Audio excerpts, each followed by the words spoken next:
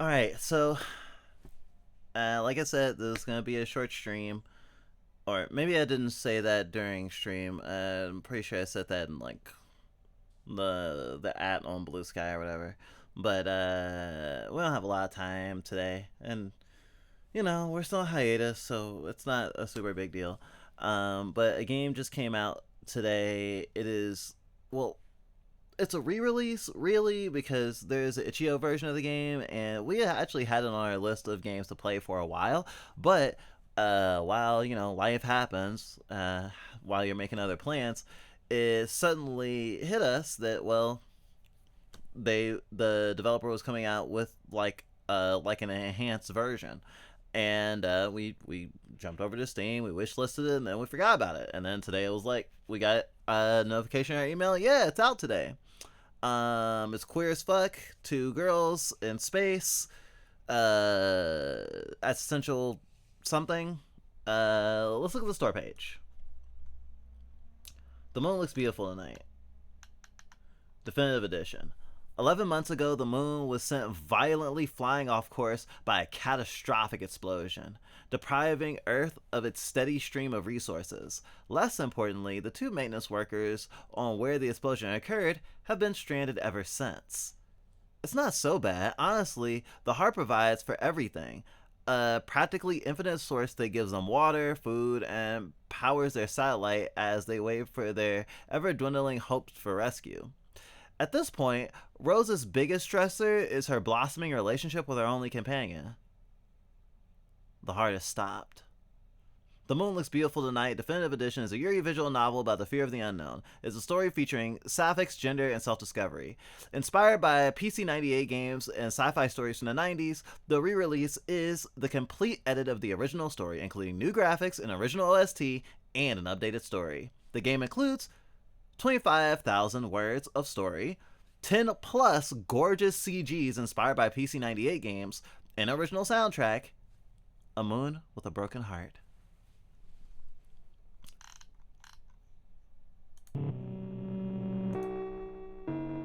The moon, our most beloved ally.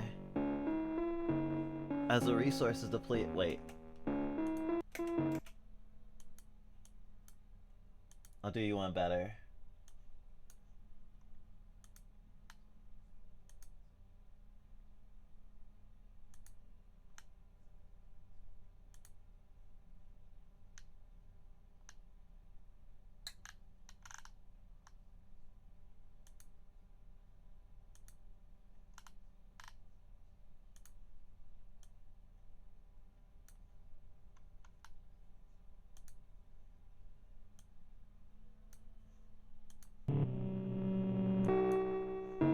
The moon, our beloved ally!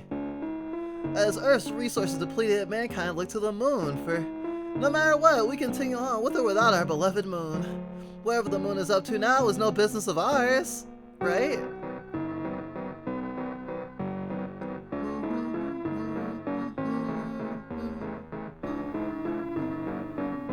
Wait, is this the song? This is a song that, fucking... Okay, it's different. It's different. It just has a similar tune to, Oh, another trailer. Trapped on a drifting moon. Two maintenance workers must fix its broken heart. Their only aid? Is Daisy. Yeah. Daisy, something about for you. Oh, kissing. Yeah, I was just having a fucking flashbacks to Digital Circus is all. Digital Circus that the new episode comes out this week. Daisy Bell is a definite motif. Daisy, Daisy, something, something for you. I'm not crazy, something, something for you. Prefs! Prefs!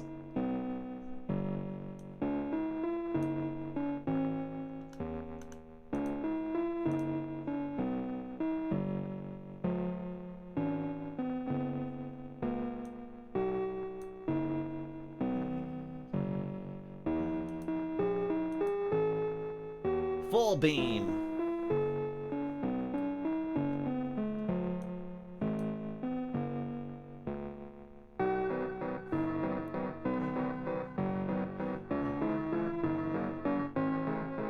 Voices? This isn't fully voiced, is it? It gives me a lot less to do, but it means it'll go by that much quicker. 11 months ago, an unparalleled terrestrial catastrophe, now known as the Mega-Terrestrial Impact Scenario, reshaped our understanding of the Earth-Moon relationship and the dynamics of our solar system. Today, we look back on this world-shattering event and the scientific research that followed to appreciate its lasting impact. The sheer force generated by the MTIS ejected the moon from the Earth's gravitational pull, thrusting it into a new orbit as it drifted further away from its original home. This shift led to significant alterations in lunar gravity, causing a cascade of geological disruptions such as moonquakes, resulting in surface damage visible to the naked eye. In the aftermath of the ejection, the moon began to interfere with the gravitational balance of other celestial bodies in its path. The lunar body posed the potential threat of being captured by another planet's gravity or causing imbalance in the gravitational fields of nearby celestial bodies. The initial death toll was deceptively minimal due to its initial impact in the Pacific. However, the ensuing tsunamis and seismic events resulted in the death of an estimated 1.94 billion people, and the number steadily mounts as the world struggles to reshape itself. The equivalent of 231.75 trillion USD has been spent on rescue and relocation attempts alone. The impact on the Earth's surface and the significant rerouting of the moon's trajectory sent shockwaves through the fragile equilibrium of our solar system. Perhaps the most devastating effect was the cessation of Dr. Rain's revolutionary research.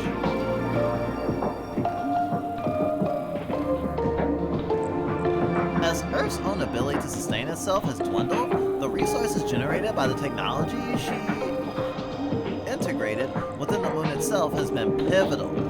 What efforts haven't been spared to repair Earth itself have been spent developing mechanisms to pull the moon back in orbit. In light of Dr. Rain's 89th birthday and recent passing, we reflect on her admirable belief that despite the catastrophic interplanet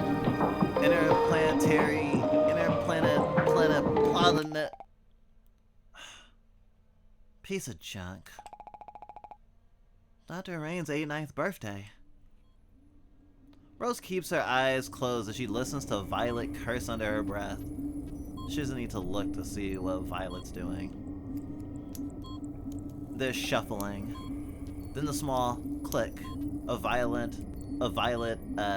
extracting a tool from her belt to tinker with the module. This makes the 4th time this month this malfunctioned, and Violet refuses to accept what the both of them already know, that the machine is far, far past its prime, and eventually they're gonna have to give up the ghost. Rose is too tired to start an argument with Violet over it, especially when the conversation will inevitably end up veering towards topics Rose isn't trying to bring up. We need it to work, Violet would say, if what they needed made a difference. Don't you like it? I'm sure as hell do. Keeps the mind intellectually stimulated. I bet, Rose thinks, feeling that old sliver of resentment. Irrational resentment. She doesn't begrudge Violet for her eagerness for any sliver of news from Earth. Violet has friends and family she cares about, that she worries desperately about. Rose just wishes Violet would be honest about it, the way she used to be. Rose doesn't open her eyes because she can imagine a look of rapt urgency on Violet's face. She can imagine Violet holding it as long as she notices Rose looking. Yes, Violet used to be more honest about this sort of thing, before the moon exploded. Sure, Rose liked the receiver, essentially a glorified VCR. Even if she's already listened to all her favorite books 10 times over, even if the device is just a reminder of her job here, the feudal upkeep of technology a decade older than their time, the voice was nice.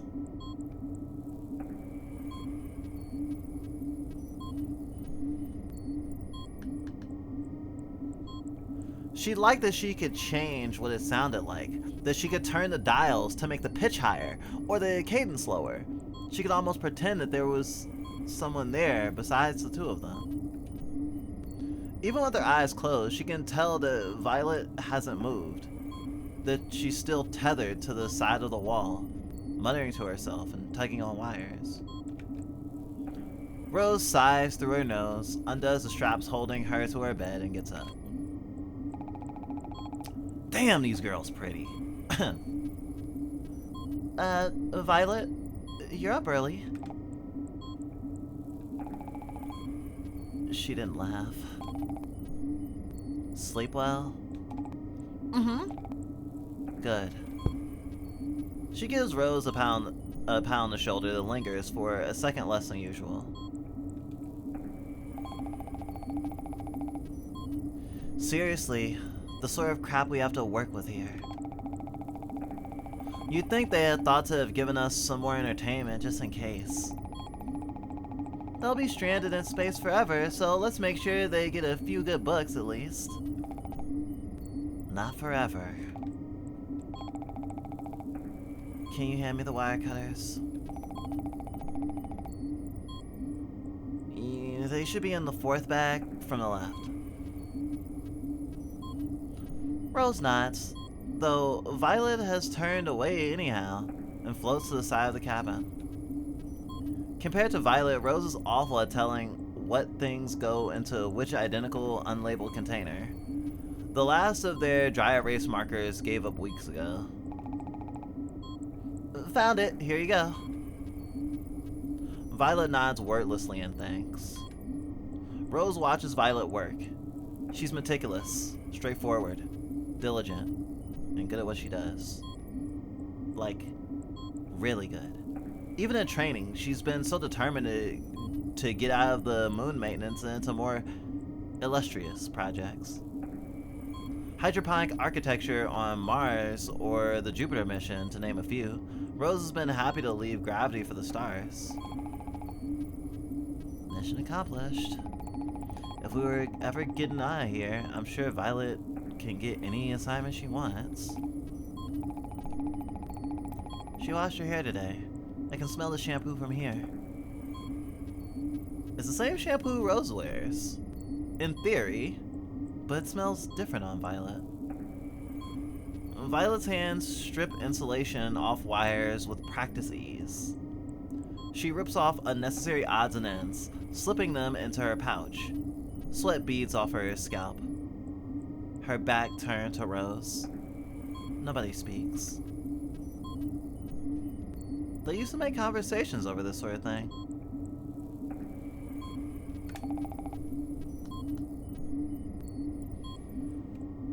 There we go. Violet snaps her tool back into her belt. The screen stutters once, twice, then comes back to life. The transmission's still playing. Rose can hear the relief in her voice. She doesn't understand how Violet can still manage to get excited for these. For the first few weeks after the MTIS, any communication from Earth was a lifeline. They both used to sleep in front of the receiver, Violet fretting over the alignment of the antenna. It took them a while to accept that the antenna weren't the problem. But none of these transmissions are anything new, and Violet, deep down, probably knows this. They're all the same platitudes and echoing reassurances. All those empty words for one simple message. We still remember you. We're still here. We're still so far away. But whatever, Rose can honor Dr. Rain's memory and listen along. She starts preparing breakfast as the static breaks, taking out the little tasteless cube things from a labeled drawer in the wall. She's never been a fan, but it's food, and at least it doesn't taste like what it's made of. It hums a little harder as she shoves them into the oven, sets the temperature and time on, and starts rehydrating their food.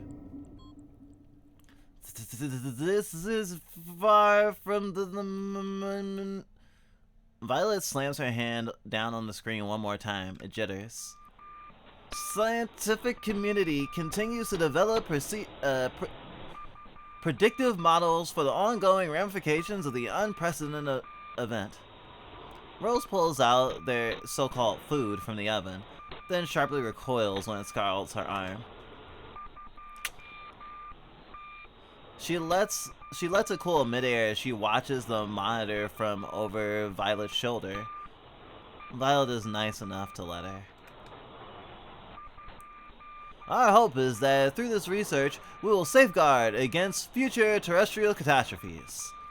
Perhaps the most pressing of our research concerns efforts in further exploration and space retrieval, as two brave frontiersmen still remain on the moon to this day, collecting data, communicating with Earth, and maintaining Dr. Rain's technology so it may be used again someday.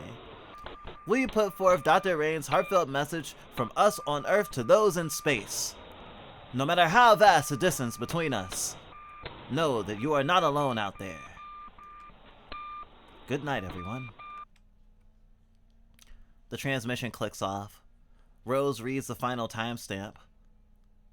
The broadcast aired exactly 2 hours and 42 minutes ago. When they first went up here, the transmissions took 10 minutes to reach them.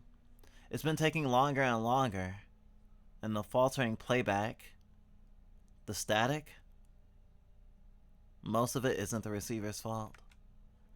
And Violet knows it too. She's quiet for a while, staring at the machine. Huh? They called us frontiersmen. Violet's depressed. Once again, the broadcast has the usual hollow promises. Not even a message from Nova or anything. Secretly, Rose is not surprised that they keep sending them. Sorry, Rose is surprised that they keep sending them. There's little reason for ground control to not just mark them deceased and abandon them. The heart be damned. On Earth, there are other geniuses, better solutions. The two of them are just the maintenance crew. It's probably why Violet still gets excited for these, why these transmissions are still a glint of hope for her. Though she knows, same as Rose does, what they're gonna say. And if these transmissions ever stopped?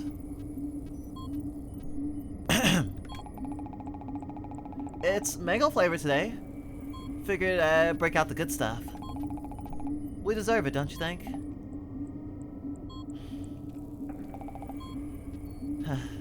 Thanks. To her credit, Violet doesn't flinch when her fingers brush Rose's, and she picks at her food with intent. Rose hooks her feet into the wall beside her, scraping through the condensed slop.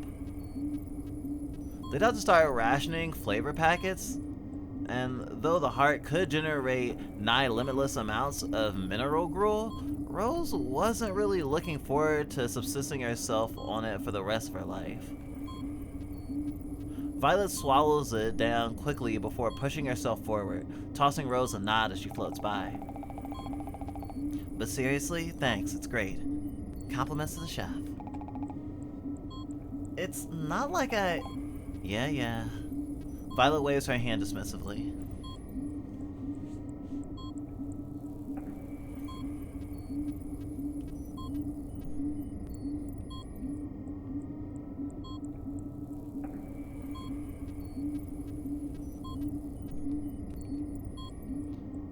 I'm throwing you a bone here, the motion says. Rose watches as Violet scrapes the residuals of her meal off into the recycling. Rose appreciates the gesture. But for Rose, it isn't enough.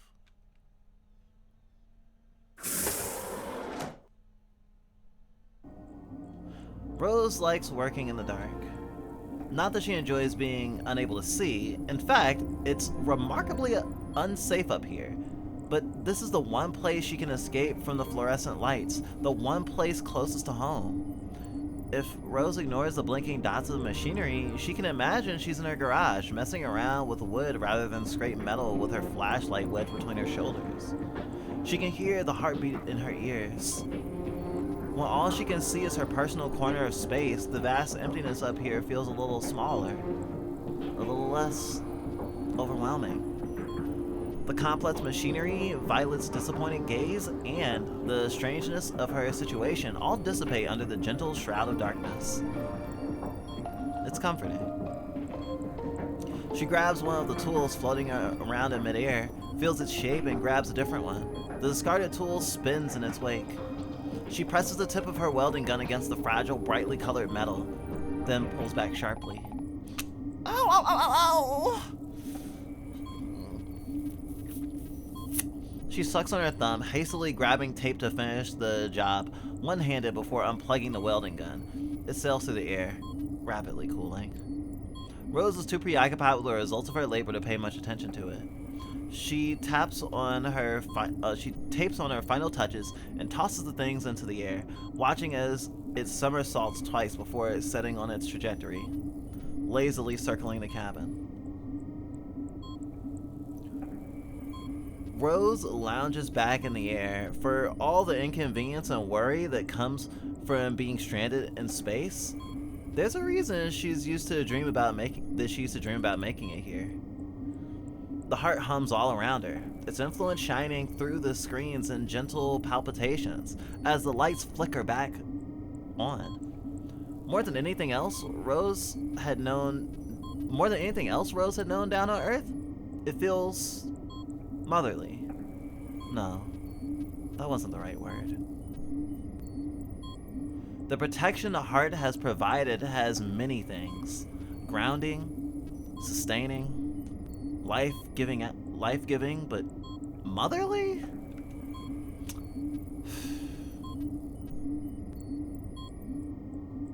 Rose sighs deeply, glancing out at the expanse of the stars. She once found the sight incomprehensibly breathtaking. Now it holds the same weight in her mind as a sunrise from her bedroom window. Comfortingly familiar, ultimately unremarkable. Beautiful.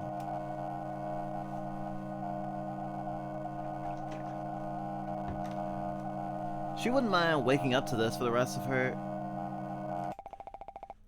Hey, Rose, you in there? Rose fumbles through the air, clawing at her creation to little avail. It bumps up against her fingertips, turning over on itself as it floats merrily away and right into Violet's face as she unseals the door.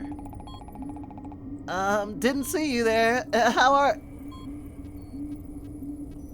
She trails off, watching helplessly as Violet plucks it from space. Her face shifts from its usual awkward stare to a frown.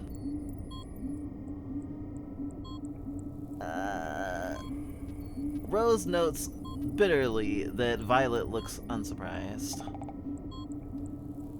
What's this? Her expression belies any genuine inquiry in her voice. It's supposed to be a bunny, but it doesn't look much like one, does it? I mean, a figure of a bunny, not a real one. Obviously, so... Violet stares at her, tired, incredulous. Rose rubs her neck, biting back useless temples to smooth the situation over. She can tell what Violet will say even before she speaks. I'm not gonna even bother asking what this could be good for. You don't need me to tell you what your time is better spent doing. I know you love your activities. But using up resources? Come on now. What you do in your own time is your business. But you don't have the extra material to spare for arts and crafts, you know that. It's just a bit of extra metal plating, hardly the difference between life and death. But they only have so much to work with. Violet is right. When hasn't she been? Rose's stomach churns, guilt crawling up her throat. Of course she's supposed to be more responsible. She's supposed to be prioritizing their mission. She's supposed to be prioritizing their survival. She can't look at Violet. She gives an awkward shrug of acknowledgement. It's good to see you haven't lost your touch. She pockets the bunny. If you've nothing better to do, you can help me out with logging readings. We've got a home to get back to. You know that, right? Rose does know that. Rose knows that because she's been trapped up here for almost a year. She's been trapped up here for almost a year too. And she's just as aware as Violet is that any day now the water recycling system could fail, or that thing that turns their hair follicles into a food source could get a little too rusty, and that'd be the end of them. They're barely keeping themselves alive as it is. They can't afford to spare energy and resources on bunnies or, well, nah, it's okay. I'll look over the latrine. The flushing mechanism has been making some weird sounds lately. The ever-present tension in Violet's shoulders seems to ease slightly. Rose can see how reluctant Violet is to offer her hand now. She knows Violet only does it out of obligation or pity, and she can't bear to take it. Okay. They stare at each other in silence for a moment. A moment they might have filled, once upon a time, with goofy jokes. Maybe a playful debate on the material importance of a few stray pieces of scrap metal. Now, they're just a few feet away from each other, and it feels like the distance between a planet and its moon. A moon and its satellite. And with that, Violet turns and floats away with cruel and easy grace. The way only Violet can. She doesn't look back.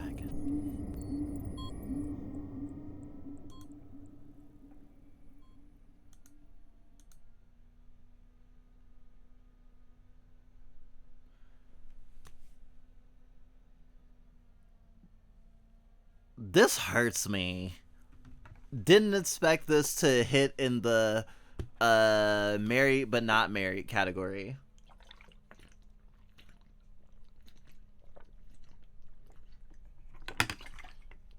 I'm assuming they've been up here for longer than they've been stuck.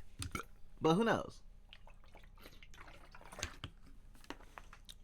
It just, I recognize similarities between this dynamic and, well, having a long-term relationship where things aren't going good in the material ways and the walls keep closing in, you know? Stuck in a small space, not able to socialize a lot, or not having a lot of energy or freedom. Honestly, I could even compare it to the Coffin of Andy and Lele. Considering that game starts with them both trapped in their house for who knows how long. I mean, I guess it also was just like pure like COVID lockdown energy.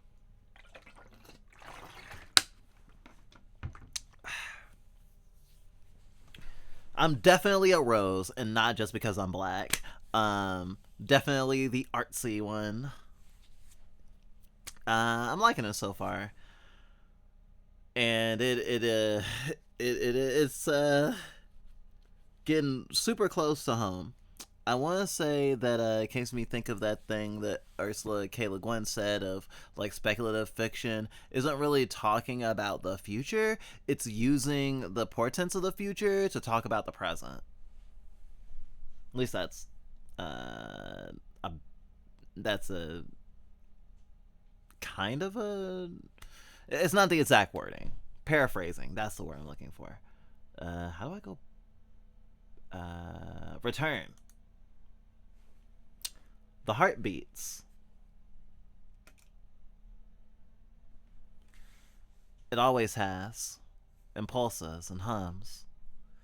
The wires' heat travels in rhythms, and their screens' backlight flicker in time. It's subtle enough that you're not paying attention. It could seem random. But Rose has been here for 11 months and a day, down to the hour, and she's felt the patterns through closed eyelids every day, every hour. It lulls her to sleep in the same way her fan did at night, back when she'd sleep in nothing but a bra in the summer, a low background thrum that she takes her for granted when she hears it, that wakes her up when the power goes out and she doesn't. So it doesn't register at first. She thinks she's dreaming, caught in true and utter silence for the first time since she can remember.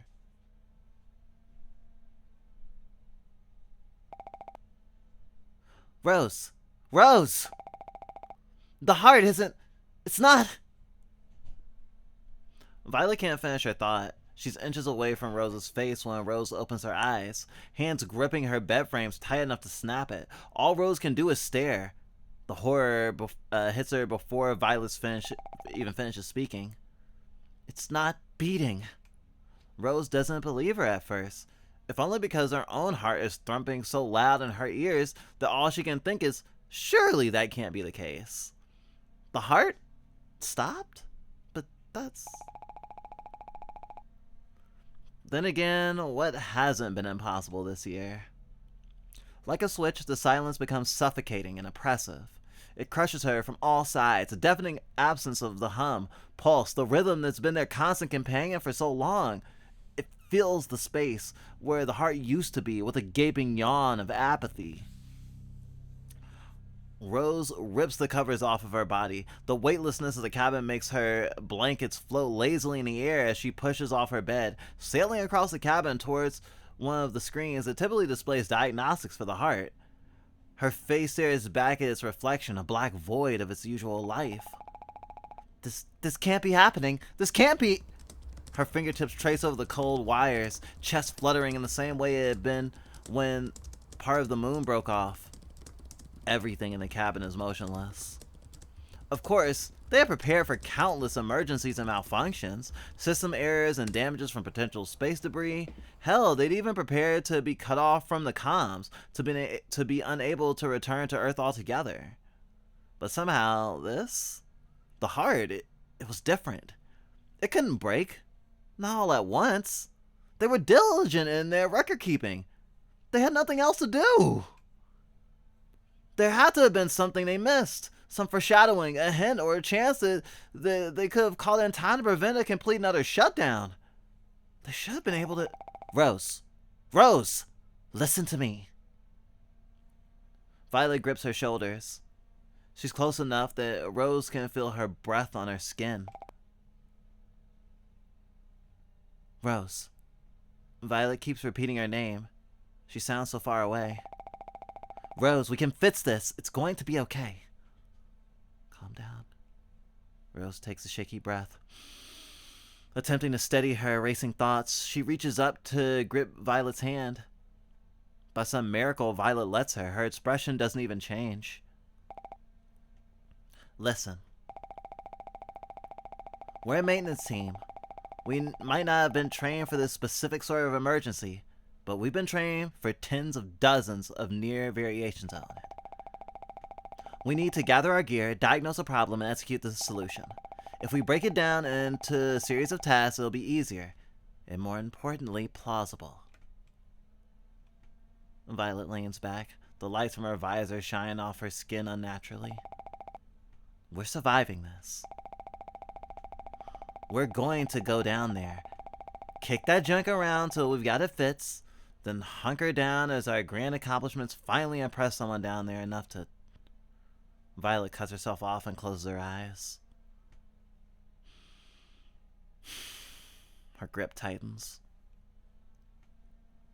Rose has never been more scared in her life. She never wants this moment to end. You good now? You got this? Rose nods, slowly first, and then with a bit more vigor.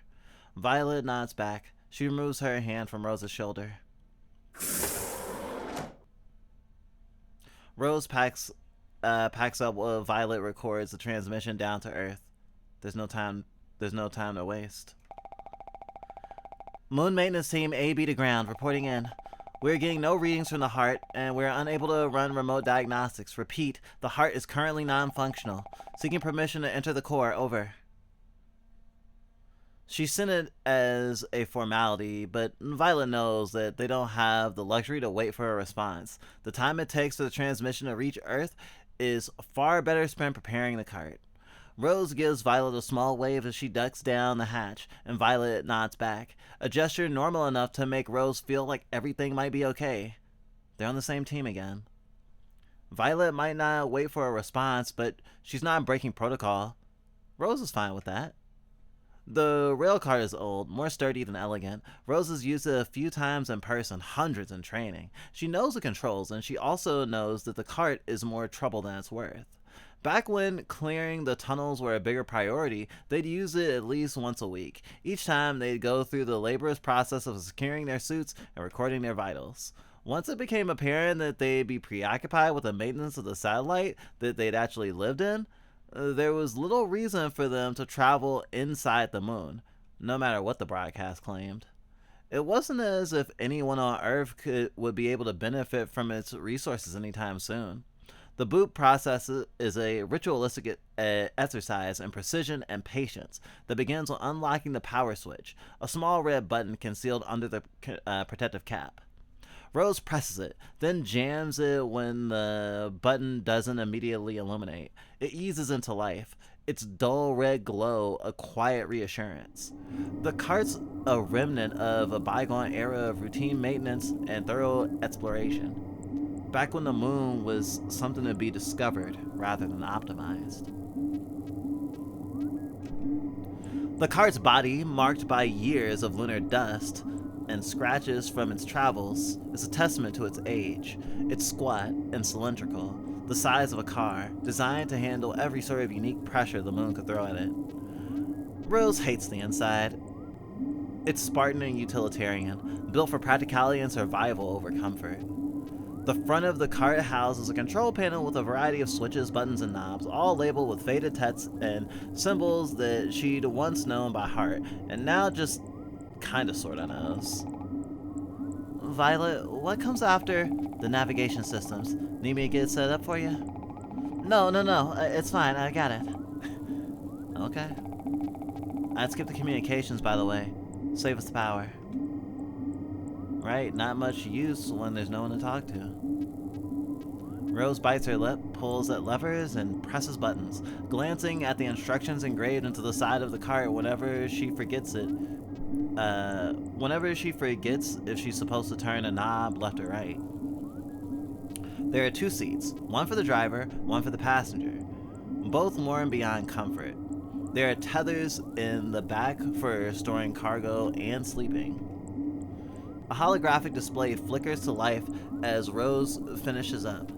The cart's vitals charted through backlit LEDs. Power levels, system integrity, life support statuses. She scans each metric before reaching for the heavy metal dial at the front of the panel. The rail cart lurches, magnetic clamps securing it to the track. The smooth hum of the electric drive fills the cabin. The variation almost comforting in the absence of the heart. Done already? Nice work. Violet ducks inside, bracing against the door frame to avoid hitting her head. Despite herself, Rose glows at the compliment. Violet doesn't waste a second getting to work, giving Rose's handiwork a once-over, nodding to herself. She still trusts Rose, which must be why she doesn't triple-check before letting the rail cart lurch forward. This part here is why scientific journals had changed their descriptions from impressive to science fiction.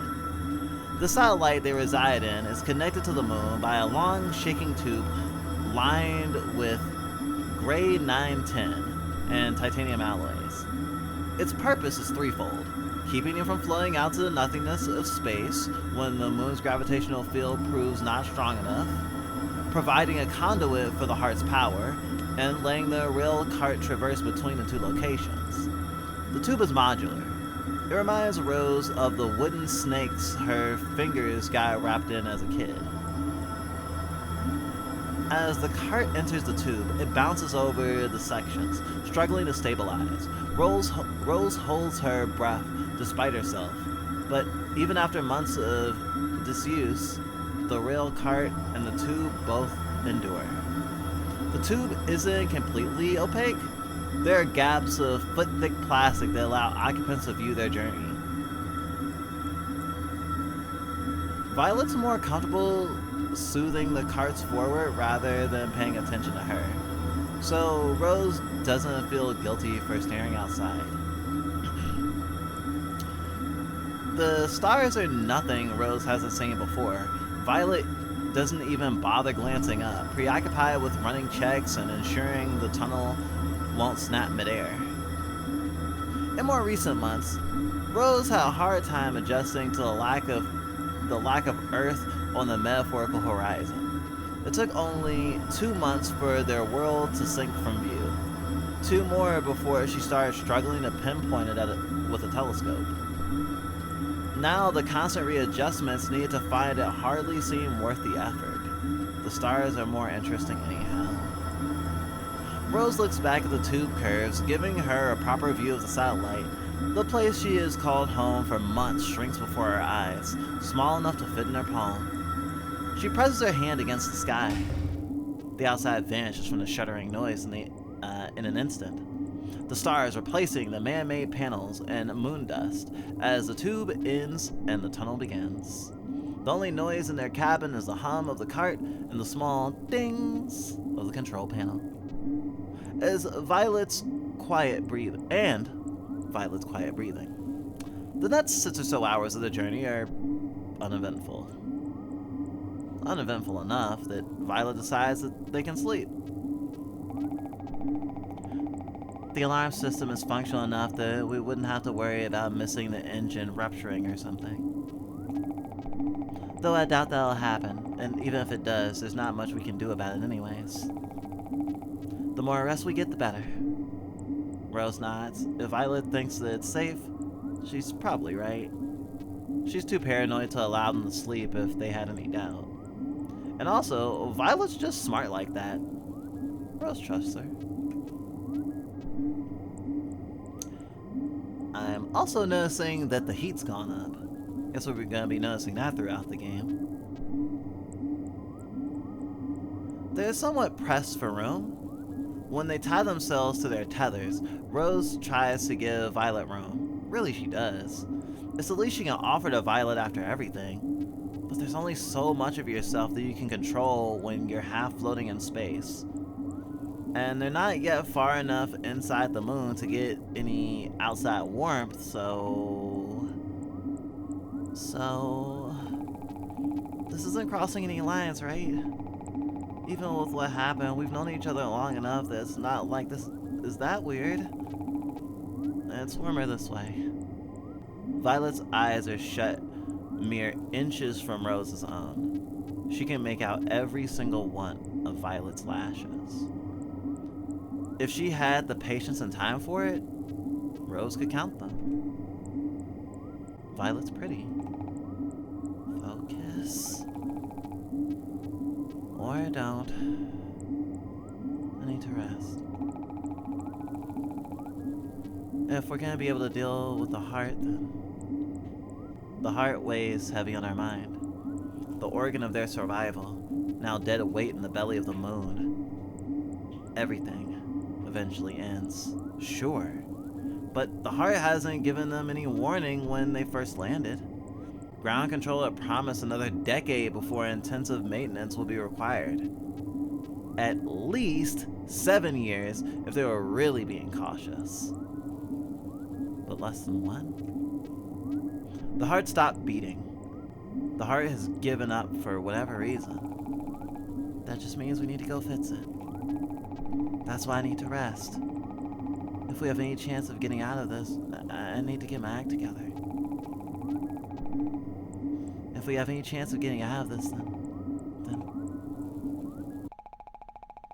There's a very real chance we might not survive this. The thought pierces her like a bullet.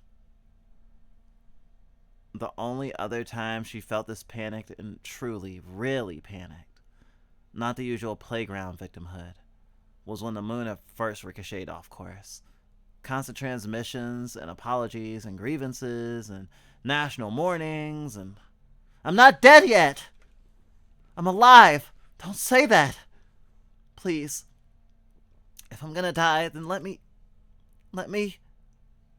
She needs to try again. She can't die wondering. Violet, are you still up?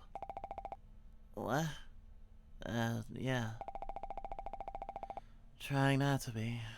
Why? Is something the matter? Just, the whole situation we're in. Violet shifts in the dark. Fair enough.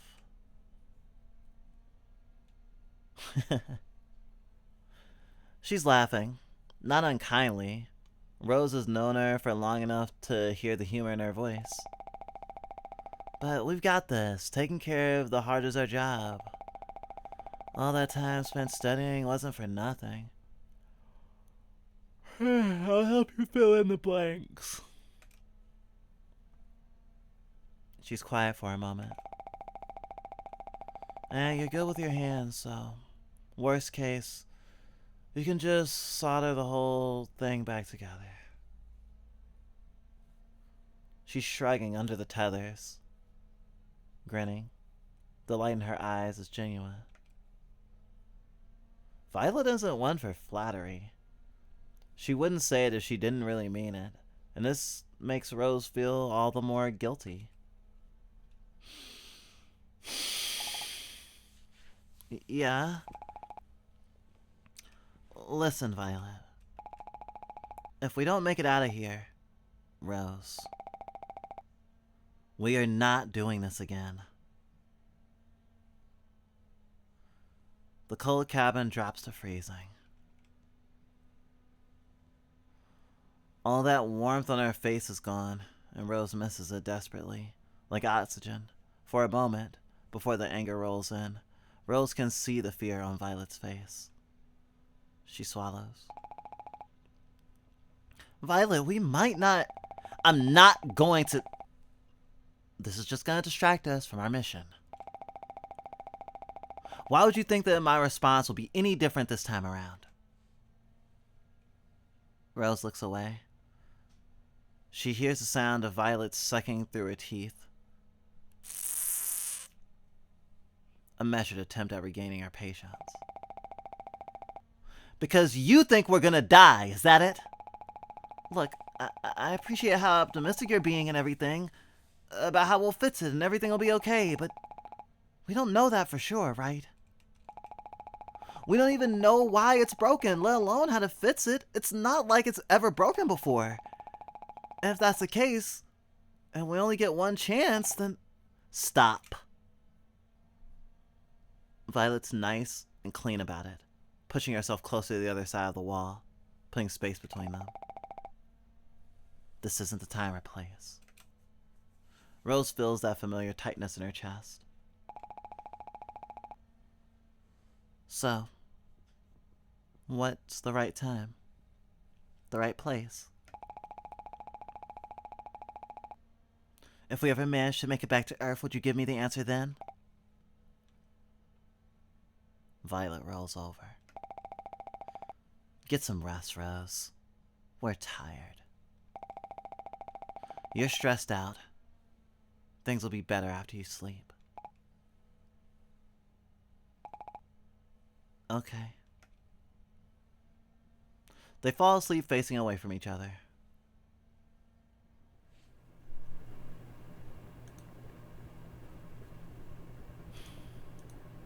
I'm assuming the will you give me the answer then is like whether or not they can be like in an official relationship or something. Someone so close yet so far away. Wild.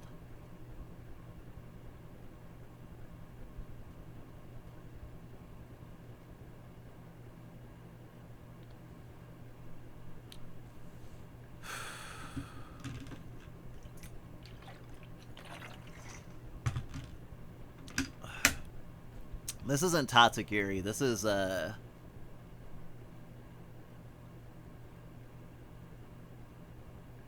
failing at Maslow's hierarchy of needs, Yuri.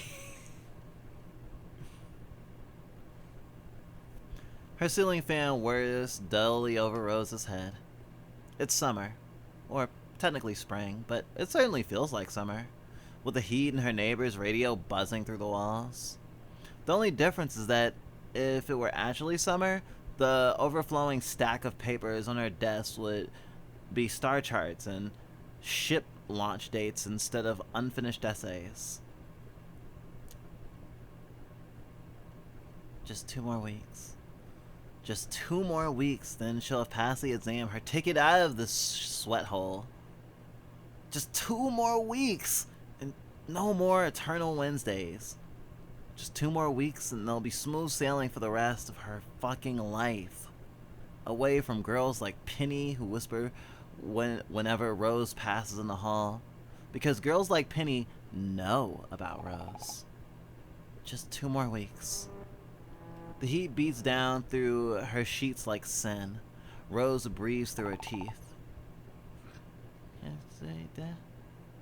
Her neighbor's radio sings louder. She pulls herself up and glances at the time. 3:42 in the morning.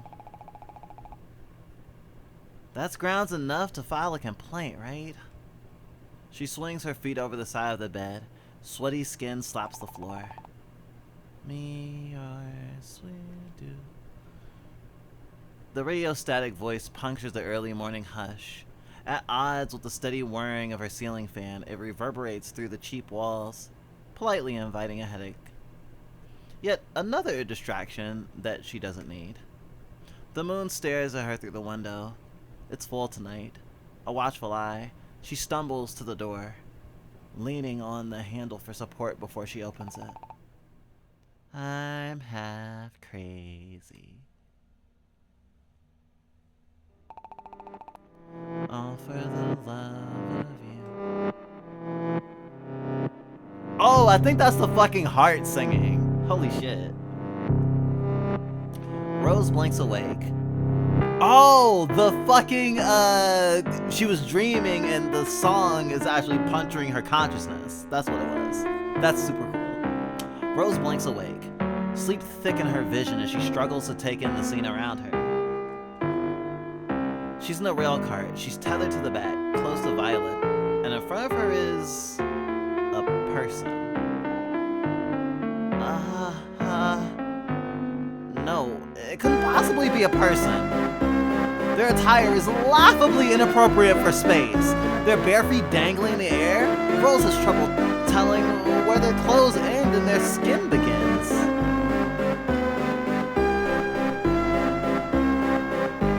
If they even have skin, they're lab clean white and a dress that billows around them.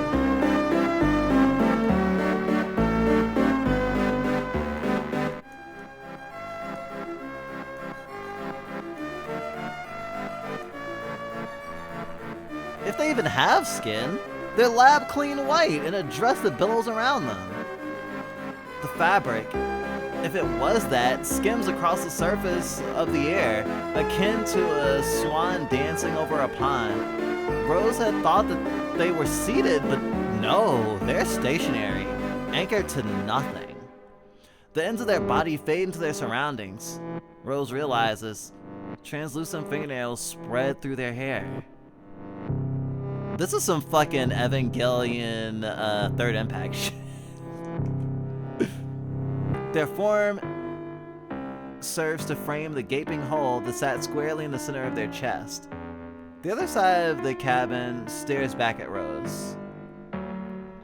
They completely defied understanding. If someone told Rose this was an alien, she'd believe them. If someone told Rose this was an angel, she'd believe them too. I can't afford a carriage, but you'll look sweet upon the seat. They're pretty. Of a bicycle built for... What are you supposed to be? Rose snaps out of her trance in time to see Violet swing at the figure. In zero gravity, there's no momentum, no friction to hold you against the ground. The figure sidesteps easily with a dancer's twist. That was quite rude. But reasonable, I suppose, no. If anything, it is the correct response to encountering an unknown figure in personal quarters. But no matter. All that means is I must take the time to introduce myself. I am the first and only model of the experiment DAISY, the DAISY line, the Distributed Artificial Intelligence for Scientific Yield. Though, as my creator confided in me, the full version of my name is only so convoluted so as to justify the acronym. I am at your aid. Their words hang for a tepid moment. The air filled only with the steady hum of the cart's progress, and the occasional thump as it coasts over the piece of debris. Rose blinks at them, mind reeling, glancing over at Violet. Rose has never seen her look this shocked, her fingers twitching uselessly in the air. Finally, Rose breaks the silence. It's an AI? Daisy smiles. Violet's smile warms Rose like a cup of tea. Daisy's smile warms her like a boiling kettle. In the simplest terms, yes. A correction. I am not an it. My creator classified me as an interface. Okay, alright. So, what's with the nursery rhymes? Violet is kicked back into action, her hands at the control panel, typing this with renewed ferocity. The only time she takes her eyes off Daisy is to throw unreadable glances at Rose. Answer this first, actually. How the hell did you get in here? I trust you have a good explanation. Daisy just tilts her head. The song I was singing was a tune I selected to accompany your slumber and introduce myself. I hope you found it enjoyable. Rose can see Violet's eye twitch through the visor. Her mouth opens, but Daisy continues first. How I got in here is simple. Your presence reactivated my protection and guidance protocols. I am a life support system for living organisms. Given that the rest of the moon is not suitable for such a task at the moment, I will fill this role. As for my physical location, they pause. I was activated inside the rail cart. I am not informed on how and where my body was moved during my hibernation, so I cannot offer more than that. Violet's eye twitches again. Daisy smiles languidly at Violet, who bares her teeth, a confusion of predator and prey. That's awfully convenient. A secret life support mechanism we've never heard of just materializing in our transport system? Whether you choose to believe me or not does not change the truth. I have simply stated the facts as I am aware of them. After my subsystems established connection with the systems that were still online, I reviewed what had occurred since I had last held consciousness. I reactivated to both of you in REM sleep, and watching you rest was comforting to me. Comforting to you? Really? Violet looks uncomfortable, wrong-footed. It only lasts a moment. And I suppose there's a reason as to why we were never briefed on you beforehand. Daisy looks at them. Rose is so used to Violet's darting glances that it startles her. The way Daisy doesn't look away when Rose looks at them, the way Daisy doesn't look ashamed. You are maintenance workers. Dr. Rain was of the opinion that knowledge of my existence should be highly proprietary. As I said, I am an experimental model. I do not believe that you have had much reason to be briefed on the matter. However, given the extenuating circumstances, my subsystems detected that my activation was the best option for your survival. Daisy extends their hands to the sides. They seem so fragile. The plane expands of their form against the elaborate mechanisms of the cabin. I look forward to aiding the two of you in your... Not a chance. Violet must have decided that Daisy isn't an immediate threat. She takes her eyes off of them, focused now on the rail cart's controls. Her fingers tap rapidly at the keys while Daisy turns, frowning. Violet, what are you doing? Shutting it down. She pulls at a stuck lever, curses under her breath. Rose winces at a particularly violent slam of her fist against a button. Please do not do that. I am not helpful to you while turned off.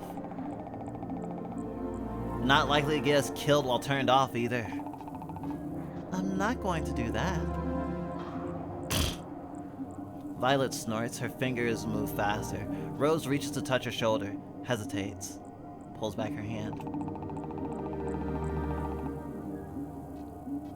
What you're doing now is not productive if your goal is to shut me off. Great, keep that feedback coming.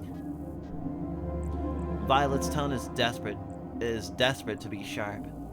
Like a well-used knife, she scans the interface she already knows so well, as if looking for some convenient off button she might have missed. But as Rose watches, Violet doesn't seem to find anything. Pulling the cord it is. Of course, there is no cord to Daisy, no visible one at least. Their cord seems more otherworldly than mechanical as they dodge Violet's now direct attempts to turn them off. Please do not do that. It's odd hearing Daisy defend herself. Their calm, placid tone remains the same as they float out of Violet's clumsy grasp. But the rail cart is only so big. What is comfortable for 2 people is cramped for 3. They can't continue this game of cat and mouse for long. Violet, I don't think... Rose does reach for Violet's shoulder this time. Violet flinches. Violet used to be comfortable with these grounding, familiar touches, an easy shorthand for, I'm here, I'm right behind you. Rose gave up that privilege a while ago. She knows that. But it still hurts the way Violet immediately goes on the defensive, jerking her head around to look at Rose. She looks like a scared, cornered animal. Her expression softens in the next moment. I know. But it's the safest idea. This AI, life support system, whatever, it's experimental. I'll take my chances with manual life support.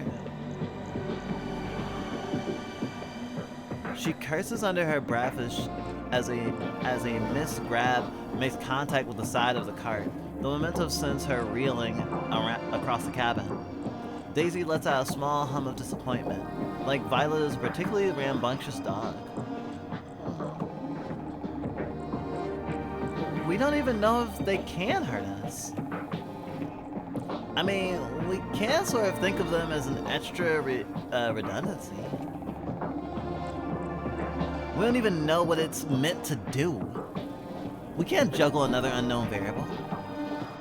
I have many functions. Violet scoffs, spinning her tools anxiously, an old nervous habit. She used to do it a lot when they were new recruits. So you keep saying. Monitoring life support systems, controlling temperature ratings, managing carbon dioxide sensors. Violet has paused, leaning against the control panel. Rose can see the calculations whirring in her head. Projectile motions and trajectories. Assume the coefficient of friction is 0. Controlling oxygen values, diagnosing errors in navigation state machines, diagnosing and developing repair plans for the heart, creating personalized meal plans. Violet straightens. Obediently, Daisy pauses. I also run at 50 Hertz. I am informed that is impressive. Violet blinks. It is impressive. And the heart? The heart does not run at 50 Hertz. It's much too large a system to sustain that fast of a reaction speed. pressure would break it. Yeah, we know. You say you can diagnose a problem with the heart? Why don't you lead with that? I've been offering my assistance. Was I not clear enough in my wording?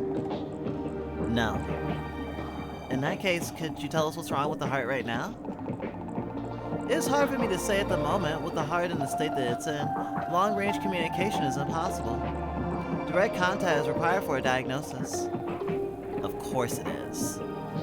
Her voice curls in the air. Rose swallows. Maybe we don't shut them down? We can always just, restrain them. Rose feels her face heat. Violet looks skeptical. Come on, I know it's not ideal, but I don't think anything about the situation is right. And you think restraining it will be easier than shutting it down? I am capable of taking any position you require that allows me to continue basic functionality, if that will assist you in keeping you comfortable. And it's not like shutting them off is a safe option either, is it? They're a life support system, and I mean...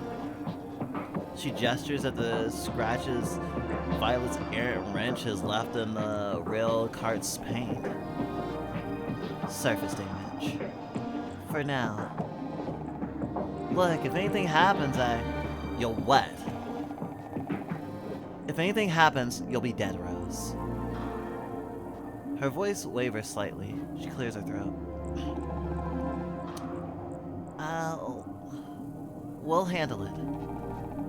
We always have, right? Violet scoffs, but she's listening. Her gloved hand seems to rub thoughtlessly at her chin. She weighs the situation for all of 20 seconds before she glares at Daisy.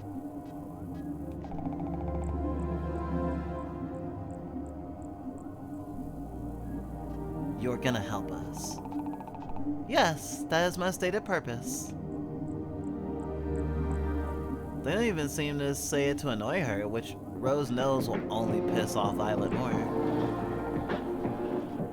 You, answer our questions, all of them. I am to inform. The first sign of trouble and you're out. If that will make you feel safe. Violet scowls, a wordless concession. She gestures with the wrench she's unhooked from her belt, and Daisy smiles their boiling kettle smile. Daisy patiently instructs Violet and Rose on the best way to restrain them, put gloves on her hands and see their fading fingers, tie them at the neck so their mouth cannot reach anything. By the time they have finished, Daisy is tied firmly to the passenger seat. Their once free-flowing form, now bound by layers of wire and tether. Somehow, the sight of it makes Rose sad. That Daisy could have simply given them faulty instructions is not lost on Rose. Violet, ever the pragmatist, must realize this as well, but she doesn't say anything.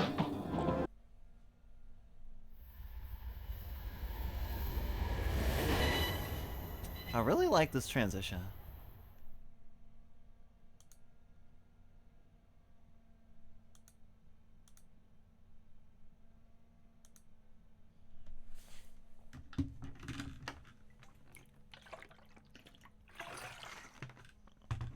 The hunger builds.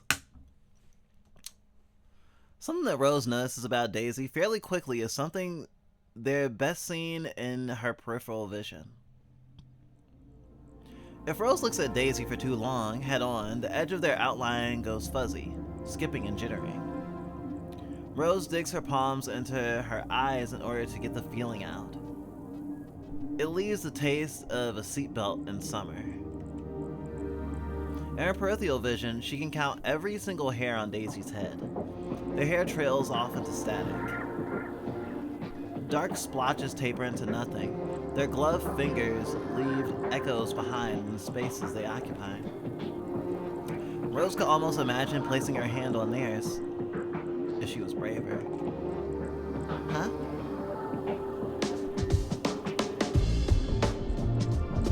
Violet has been interrogating Daisy on and off, typing notes into the console while Rose continues monitoring the cart's readings. The terseness of Violet's voice isn't the defensive anger from before. It's the old familiar impatience with ground control. She's bothered by the fact that she wasn't briefed on the new system. She thinks, what are they not telling us? There's no documentation on Daisy for Violet to reference. So she's writing her own. It grounds her, makes her feel like she knows what she's working with. Those notes are a way for Violet to organize her own thoughts. It took Rose a while to figure that out, back when they were first settling in. For now, their voices are a pleasant accompaniment to the hum of the cart. It's strange to hear another voice up here, not one from the recording or a broadcast, something that can be responded in real time. Daisy knows exactly what to say in response to Violet's questioning, and their conversation is an easy back and forth, like a tennis match. It reminds Rose of what it used to be like between her and Violet. Daisy's voice sounds just a little off, a little uncanny, and at first it throws Rose a bit.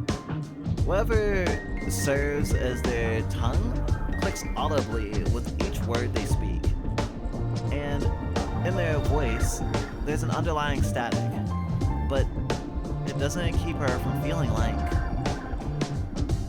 you were designed to be human. It's not a question, it's contempt in her voice. One late night, folded safely into her bunk, Violet told Rose that she likes machines because they are predictable and logical. Inputs have readable outputs, unlike humans. Unlike Rose. A great deal of time was spent on helping me mimic one as closely as possible, yes. While any pattern-finding intelligence module can keep track of your biometrics, one is better suited to assist you with things like grief and shock with the capacity for empathy. At least, that's what my creator intended. Your creator being Dr. Rain, correct? Daisy nods with uncharacteristic enthusiasm, an abrupt departure from their usual grace. Her opinion was not shared by her peers. I am only an experimental model. Right. Violet's voice for a moment turns gentler. The hard edges of her skepticism softened. She respects Dr. Rain deeply.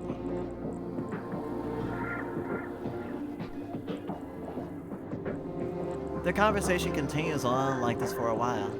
It's a strange reversal of roles. Daisy's answers sound far more human than Violet's curt, diagnostic questioning. It's only when Violet can't speak around her yawns that she finally throws in the towel. Wake me up in an hour, alright? I just need a bit of a pick-me-up.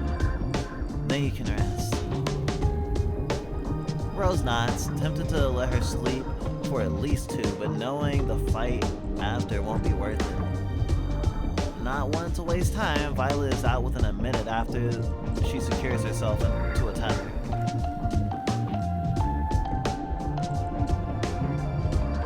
The area ahead has started to deteriorate. Bits of lunar debris floating through space in front of them, slowing the car down to withstand the impact of particularly large pieces is tedious, but not hard. At some point, Violet had determined that Daisy was unlikely to kill them. Now they sleep in shifts, taking turns navigating and watching Daisy.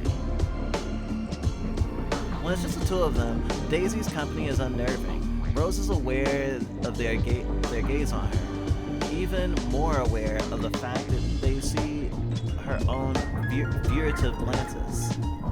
They seem content just to watch her work, only interjecting with the occasional question.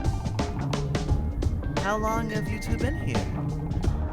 Just over 11 months, give or take. Didn't Violet already tell you? Yes. Did you think she was lying? No. Did you want to see if I would lie? No. I did not believe you would. Rose doesn't know how an artificial intelligence should act. but she imagined it would be far more direct, or at least easier to read than Violet. Instead, every other seemingly straightforward statement from Daisy leaves her with more questions than answers. Before us, what did you do? Hibernate. With the moon damage, maintaining a constant level of consciousness for two people would be an overextension of my abilities. The power for my operation was better conserved for other uses. And before that, I saved lives. They say this so casually that Rose has to bite back a laugh.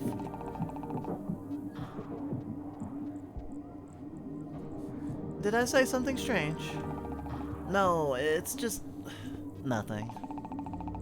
I did save lives. Protection was my primary function. Dr. Rain did not want anyone exploring the moon to die. It was unexplored territory. No one knew what to expect. I can create pockets of pressure in air to ensure that even if someone is exposed to the moon's atmosphere, they will not die. You can let people go out into space without protection? Not for very long, and not very often. It's a level of science fiction that Rose finds hard to respond to. She opts for an awkward nod instead, returning to her work. What are you holding? Rose angles the object towards Daisy, revealing an exposed panel of switches, over soldered spots, and a small joystick. The one shiny surface is now smeared with dust, barely able to reflect the dim light. It's a decommissioned rover module. Violet and I found it in one of the abandoned control rooms. They're pretty common and fairly reliable for salvageable parts. Since we're not exactly sure what we'll need down there, I brought it along to work on during the trip. She trails off as Daisy tilts her head. She holds it closer to their face, turning it around to help them get a good look. These have not changed significantly since I was constructed. The main difference is that the model has implemented long-distance communication. That used to be quite a feat, yet another groundbreaking accomplishment by Dr. Rain. She is... Apologies. She was going to change the world. You know she... Yes. You have no cause for concern. Dr. Rain's status is a variable that has resisted override attempts. That's rather clinical. Daisy blinks. What have you found so far? Rose shrugs, her hands returning to fiddle with the panel. Not much. Most of it seems fried, but the joystick is functional enough. Which is actually useful. A lot of joysticks we've gone through have their tops fall off, so they're a bit painful to use. That seems annoying. It is. Daisy is an AI robot? Whatever. Artificial and inhuman. Their purpose is to summarize and diagnose. Noting a minor annoyance seems outside their realm of jurisdiction. Rose dislodges the joystick from the rest of the module as the console beeps. There's a piece of debris up ahead, large enough to dent the car to fit at its current speed. Her fingers thumb along the thinly engraved markings of the dashboards, pausing to turn the dial that dictates the rail's magnetic strength. The ridges on the side warm her fingers through her glove. There's something gnawing at the back of her head. It's like when you just notice you have something stuck between your teeth, but you can't get it out. It's like when you're trying to remember the tune of a catchy song. It's like when you're trying to call after someone, but you don't remember their name and you've known them for too long to ask. It's a nearly unbearable itch. It isn't exactly pain. It's just unpleasant enough to make her feel like she's losing her mind. Once you hit a certain age, you start having little meaningless pains. Back pain from a lifetime of bad posture. Wrist pain from gripping a pen too hard. These things are normal. In Rose's case, her chest has felt sore. That's normal. She struggled to articulate it if someone asks. Not that she needs it. The feeling is so familiar that she forgets about it most of the time. But it's still weird, right? Feeling something your entire life and not not being able to articulate it? She puts the module into a magnetic clip on her belt, nursing her chest with a free hand. They can't spare pain medication on something as minor as this, but please, can it all just... Rose? Can you be quiet for a second? You look upset. What is on your mind? She's in high school. She tries to run away. Watching this on the bus goes so hard. I love this life support girl. Yeah, she's cute. She's fucking, end of Evangelion coded. But nice.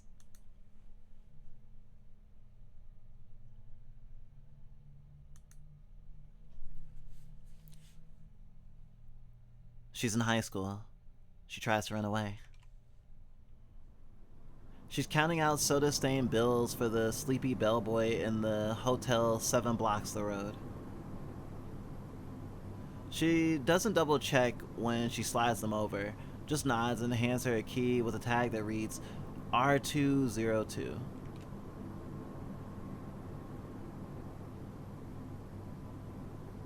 She opens the door, smells sterile plastic so strong she can taste it, finds herself regretting it. A week's worth of pay for this? The television is on. She can't focus on what's playing.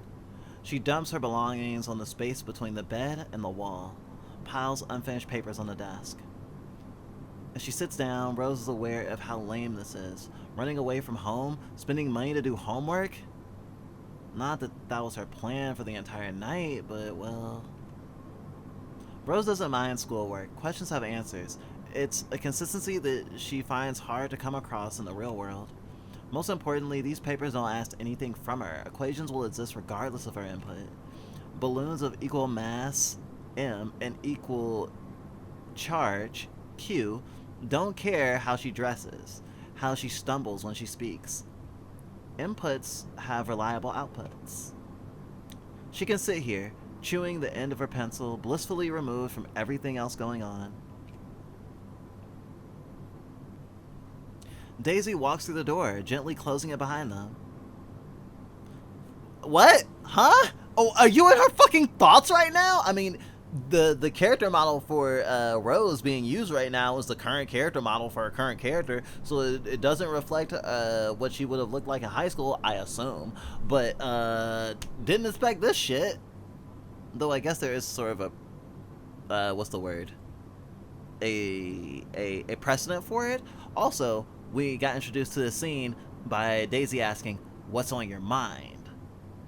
So really, it's sort of like her, even if this isn't like literally happening, this figuratively happening, I think is kind of on point, and I want to remember this as a thing.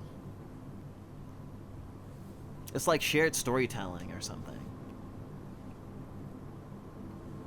What's a movie that's like The Princess Bride, but like there's multiple narrators?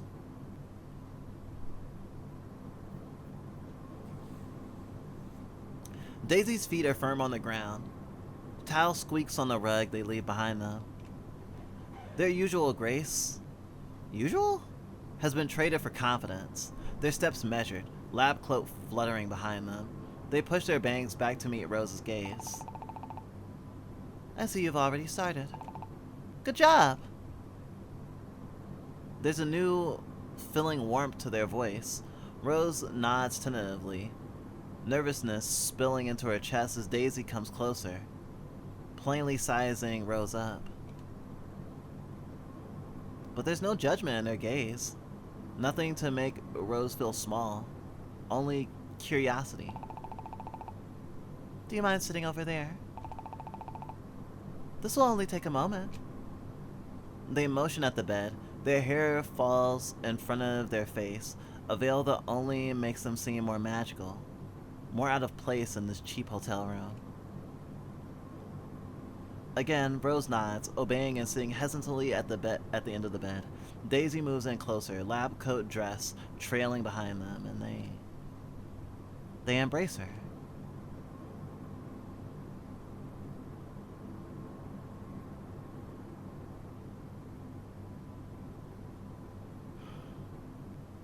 I'm just taking this in. To embrace, but almost looks like they're about to dance. The motion is sudden. All pretense lost as Daisy's hand finds her waist. Rose's heart sticks deep in her chest as Daisy's hands explore every corner of her skin. Daisy is careful not to overstay their welcome, not to touch those most sensitive of parts. Daisy? Oh, sorry, is this unpleasant? Daisy leans back. Rose realizes that she's collapsed into the bed, her back pressed against fabric tables as Daisy stands at the end. She swallows.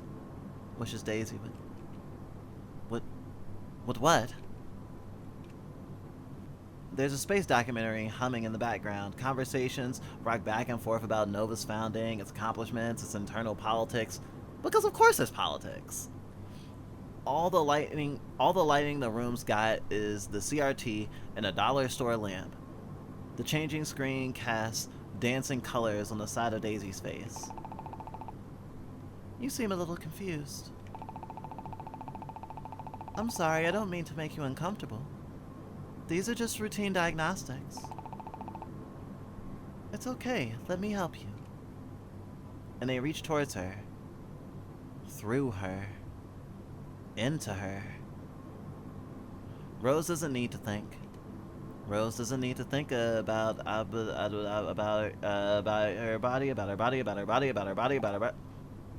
Rose. The dream ends. Rose wakes up to several painful reminders.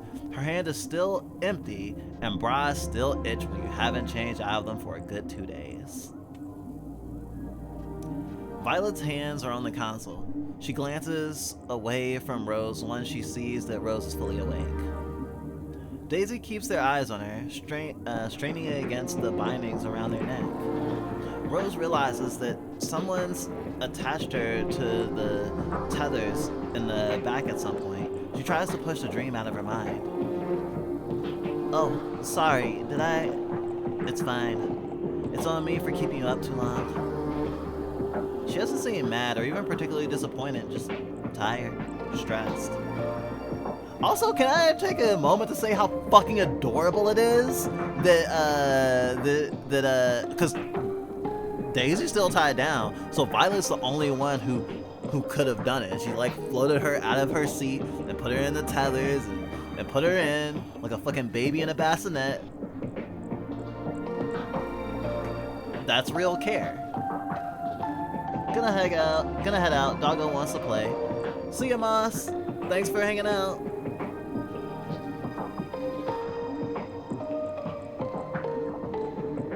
And I hope this visual novel has been a nice second screen or second voice experience. I have a feeling that at least one person is experiencing this stream like a podcast right now.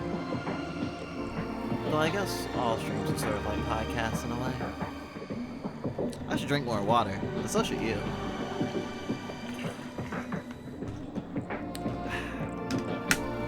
Alright, so it was a dream. I thought she had like went into her mind, or she was stuck in a moment and imagining that moment, but like sort of grafted onto her current reality. You know, kind of like if you have a flashback, like especially like a trauma flashback, it's like you're there, but you're still physically where you are. It's like you're in your bathroom, but you're also at Six Flags. Sorry, that was way too specific to my own trauma. She doesn't seem mad or even particularly disappointed, just tired, stressed. Doesn't make Rose feel any less guilty though. And she hurries to undo her tethers under Daisy's watchful gaze. She nods awkwardly at them, unsure of what constitutes a normal greeting. They nod back. What's normal in this situation? She knows her brain is capable of weird things and weird situations, but for it to retroactively insert Daisy into a memory? A thick and lovely dream. That's never happened before. Even with... She shakes her head trying to focus. How long was I? 4 hours, just about. We were talking. Violet is quite... It was talking. I was working. And you were... For a moment, Rose thinks that Violet's annoyed at her. Violet's fingers twitching against the control panel in the way she won't meet Rose's gaze certainly seems to suggest that something is off. And Rose had slept for 4 hours. Maybe a little scolding was in order here. But Violet leans forward and Rose catches the hitch in her breath. Something's wrong. Violet? Can you look at me? A pause. Violet looks past Rose's shoulders. Rose doesn't need to turn around to know that there's nothing there. Everything alright? You seem out of it. She's never seen Violet so distracted before. Violet's breathing stutters, then steadies. Rose can practically see her counting in her head. 1, 2, 3, 5, again. Violet pinches her eyes shut. After the moment passes and she opens them, she manages to focus on Rose's face. Are you alright? Violet scowls. I was just... She cuts herself off, looks away, like she's been burned. I'm just tired. Guess there's a reason why they tell you to get enough sleep in school. Just dozed off for a bit there, sorry. Then, it's as if it never happened, Violet pulls herself up and gives herself a light slap on the cheeks. Back to work it is. Violet wouldn't have cut herself off before. She would have told Rose what she was thinking about. Rose tries not to think about it. The things she gave up. She tries to inject as much enthusiasm into her voice as possible, but Violet is already turned back to the controls. Rose brushes her hand over the top of Violet's chair when her back is turned. She feels Daisy's eyes on them. Violet is a paranoid person. That keeps Rose and her alive, so Rose doesn't complain. Her vigilance has prevented the walls from caving in, from weak windows and collapsing rubble. In fact, the way she questions everything is something Rose has come to find comforting. Violet needs to know everything. That's why Violet warming up to Daisy is strange. Rose goes to sleep and wakes up twice, and each time Violet seems a little closer to Daisy. The second go around, she's actually smiling? It makes Rose do a double take, just to make sure she isn't seeing things. Of course, Rose isn't against it. Seeing Violet look up from her work every once in a while is nice. And Rose has never been one for jealousy, but the circumstances give her pause. If Violet finds comfort in Daisy's presence, though, then Rose is happy for... Violet? What is the material in your pocket? Violet stills mid-interrogation. Her questions have become less pointed. Just odds and ends, scrap, just in case we need the extra material to work with. Can I see? They lean forward as they ask the question, hand craned. Violet has grown comfortable enough to Daisy that they only need to pull an inch or so against their restraints to gain a proper vantage point. But now, Violet's hands are in a flurry of movement, desperately trying to create space between her and Daisy. It has the opposite effect. The contents of her pocket come spilling out, floating innocently into the air. A few spare bolts, a magnetic screwdriver, small enough to fit in the palm of your hand. Rose's bunny. Rose shakes her head, blinks. It's still there. Though Violet is quick to snatch it out of the air, her gaze darts from Daisy to Rose and then back again. I love these fucking gay disasters! Let's go!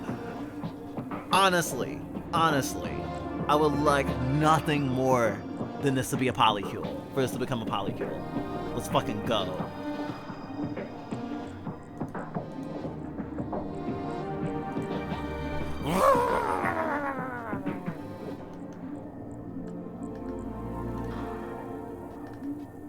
Also, to let everybody know again, this game on Steam is free.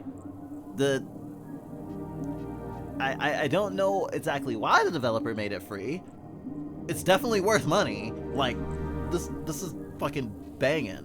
I think we have the itch.io version on like through like you know, like one of the bundles that itch.io does like every year or whatever for like for different like lefty political moments, right?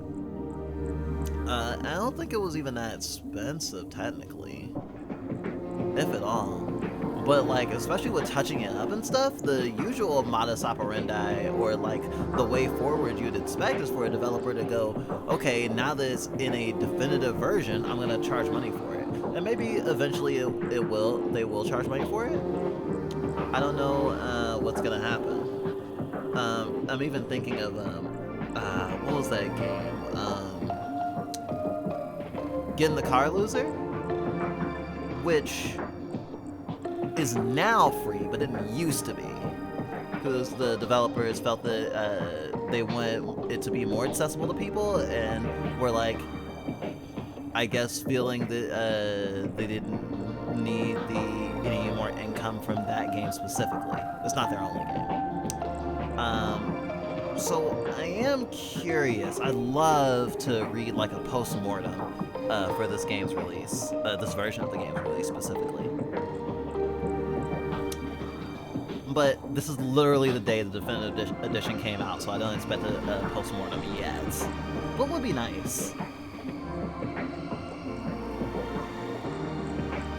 Also, I gotta say, I do feel kind of ways about the fact that this isn't Tatsugiri. I mean, I've been eating up Tatsugiri so much, and I love it, and I will continue to love it. Tatsuyawi too. But I don't know. I mean, their relationship isn't working well, but it feels. Okay, so when I think of Tatsugiri, I think of like almost exaggerated like dysfunction, even though a lot of that dysfunction is like very real and comes from a real place, and even can be like semi-autobiographical in a lot of cases, and that is true. But even with this fantastical situation, I feel like the wall between Rose and Violet is it feels so real. The writing is so fucking good. Like, I really feel their relationship, and they've communicated both that they've lulled into a new normal, but there used to be a different normal, and that this normal is is stuffy. I don't know. I really like this approach. I'm taking notes for familiar.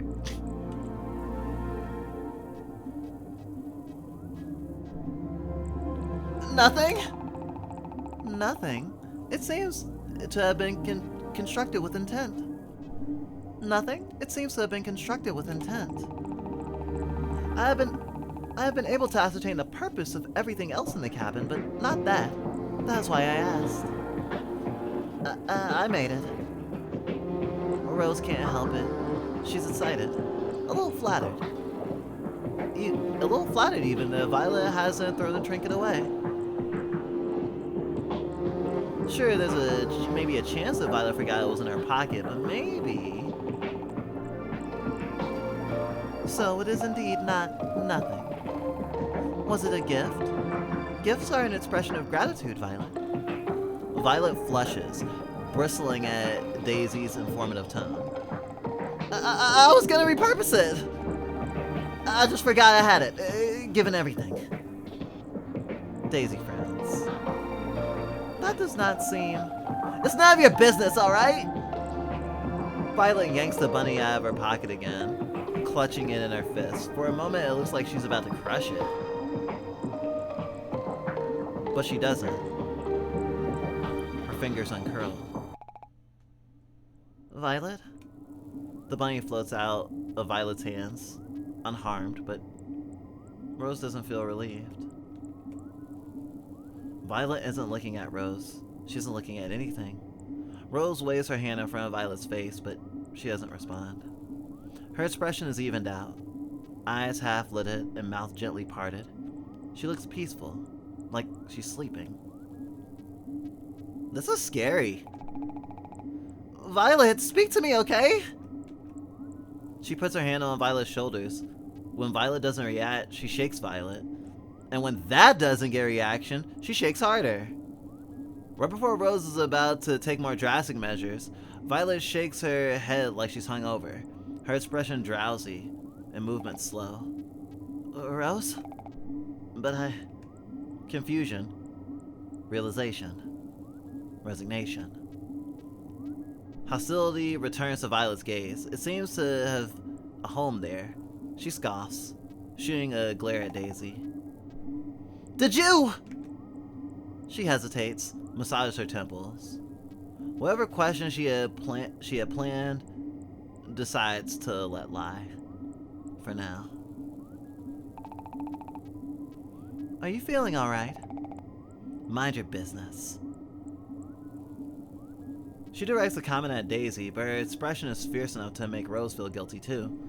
Violet tightens up Daisy's restraints. The tethers are tight enough to leave red marks on Daisy's skin-like surface. The guilt weighs heavier on Rose. Later, Rose tries to look for the bunny. She can't find it.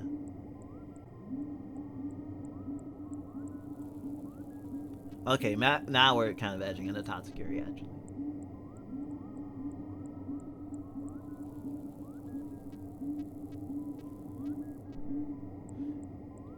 It's almost 48 hours into knowing Daisy before they make their first tangible request. Would you move my hands in front of me? Their wrists, strung together with wire and tethers, have been pulled firmly behind them and hooked into the back of the passenger seat. They wiggle their hands gracefully somehow. Violet clicks her tongue. Is it hurting you? No, the sensors that cover my body run constant diagnostics, so pain is not a necessity feedback mechanism. I want to be able to hold things. Hold things like what? That, for example. They incline their head towards one of the numerous tools stored in the cart, a plier-like contraption used to crush particularly stubborn pieces of rock. It's yet another relic from the rail cart. The rail cart was being used to explore the moon, ensuring the occupants could proceed through and then the then fragile tunnels without issue. Violet had elected to keep it around as a safety precaution, but they've been fortunate enough not to need it yet. We're not giving you something that could crush our skulls. I will not crush your skulls. Violet turns over. She's cleaning herself in a corner of the rail cart, using dry soap in the underside of her arms. Rose is grateful she's been trapped up here with someone who actually cares about hygiene. We don't have to give them the pliers, but surely just moving their hands is okay? Fine. Still, Violet glances at Rose when she carefully unties Daisy's wrists. Rose holds them firmly, but there's no need. Daisy is compliant and limp in her grasp. While Rose had held Daisy beforehand when securing them, she had been too full of adrenaline to properly register how their skin felt. It is only now, when she holds both their wrists between her fingers, that she becomes intimately aware of the feeling of wires underneath silicone, so close to veins underneath skin.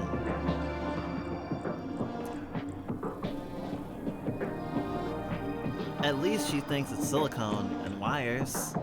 As she reties their hands, she is struck by the uncanniness of their texture.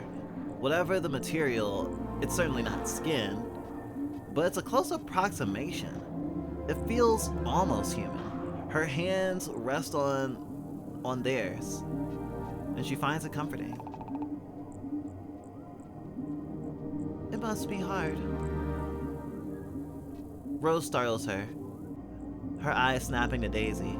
Violet too has jerked her head up, her arm aloft in mid-scrub.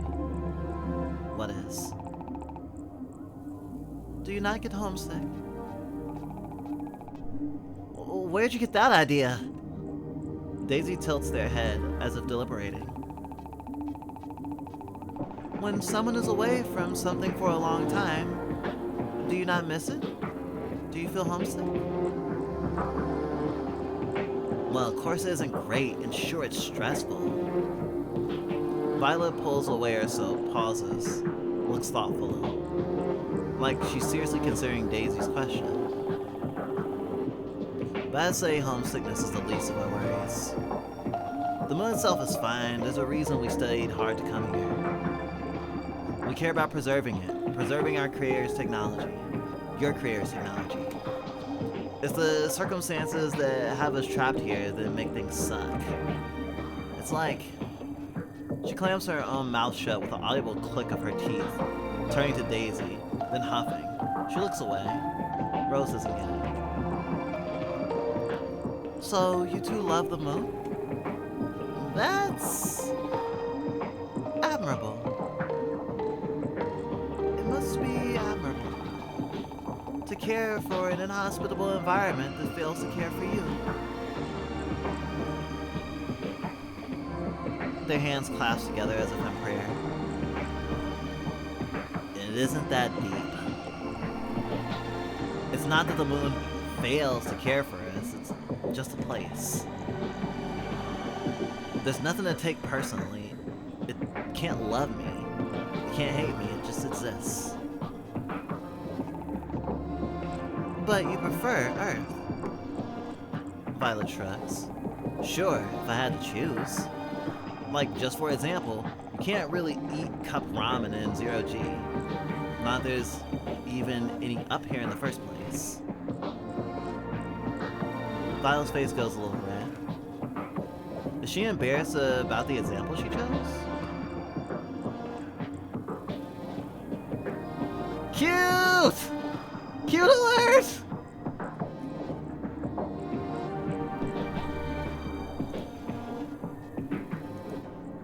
I have no idea what's gonna be the thumbnail for the VOD, but wow.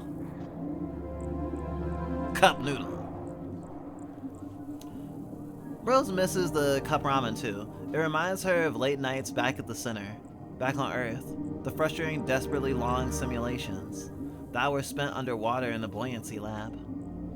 Both of them shivering, Violet leaning into the warm steam of the styrofoam cup. Toweling off, averting her eyes from Violet as she peels off her suit. Rose would do a lot to taste that ramen again. I thought that sentence was gonna end differently. Cup ramen. Did I see Daisy's expression shift just now? Or did I just imagine it? If you could eat cup ramen on the moon, you would prefer it over Earth? It was just an example. Look. Violet turns to face Daisy properly. It isn't that deep. The moon just isn't my home. That's all. Violet, having finished cleaning herself up, goes back to tinkering with the controls. Daisy's gaze turns to Rose. And you? And me? Is the moon your home? Or is there something that needs to change first? Well, I do like the moon. It's pretty. I've always thought it was. And? Daisy's head tilts the other way. You are hesitating. What disappoints you about the moon? I will not judge, I'm simply curious. She's never really liked the smell. everything else she could and had learned to live with. How her hands stung when she over-sanitized, a frequent occurrence. How the food was tasteless at best and clung to her teeth. Even how incredibly tedious it was to go to the bathroom. But she's never gotten used to the smell. Sterile and itchy in her nose. The moon smells like a doctor's office, artificial and empty. Not that the satellite smelled much better. She'd take any scent from Earth at this point. Coffee shops and garbage bins alike would be a luxury. Anything with a chemical, near vomit-inducing sameness.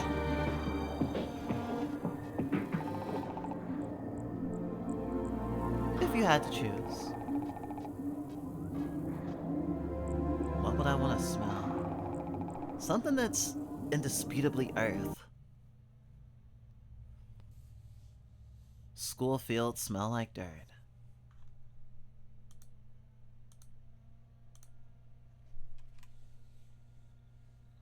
They smell like grass too, but most of the time it's too hot or too cold and the grass would just die, painting the ground a shriveling scentless yellow. But dirt is reliable. When Rose was little, she thought brown sugar and dirt were the same stuff. She'd shovel some dirt into her mouth the first chance she'd gotten when her parents' backs were turned, coughing up pebbles just as quickly as she shoved them in there. In her defense, it seemed a worthwhile experiment. If it really was all the same, then she'd be surrounded by a near infinite supply of treats. You should not have done that. She hadn't tried it since she was a child, yet they scold her as if it was something she'd done mere moments beforehand. Rose dips her head sheepishly, chuckling. Lesson learned. There are security cameras aimed at the field, sure, but Rose knows the blind spots. Everyone at school does. Every other week, there's another announcement cracking over the intercoms because someone didn't clean up Johnny after using it. Daisy sighs like a disappointed parent, hands clasped behind their backs as they walk a step ahead of Rose. Their serious expression doesn't suit them. Rose has to stifle a laugh again. What actually suits Daisy? It's not as if Rose would know. What do you think? Pardon? Daisy gestures at the baseball field. It's late at night, lit like Rose is in a movie. Lit like Rose is in a movie.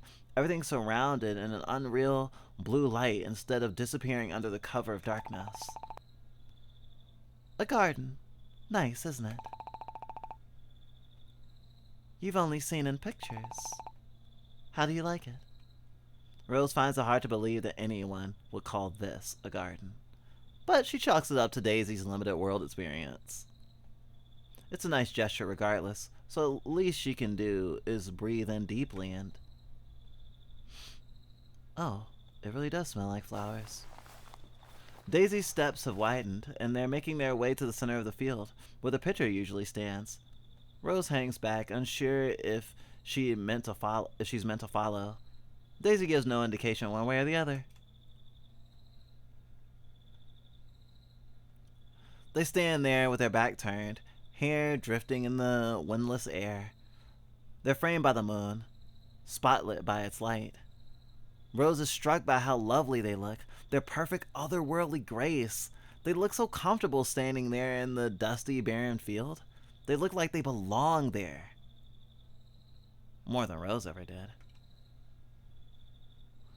An ugly feeling rises in her throat at the thought. I only wish you could see this during the day. The moon is beautiful, but it's not.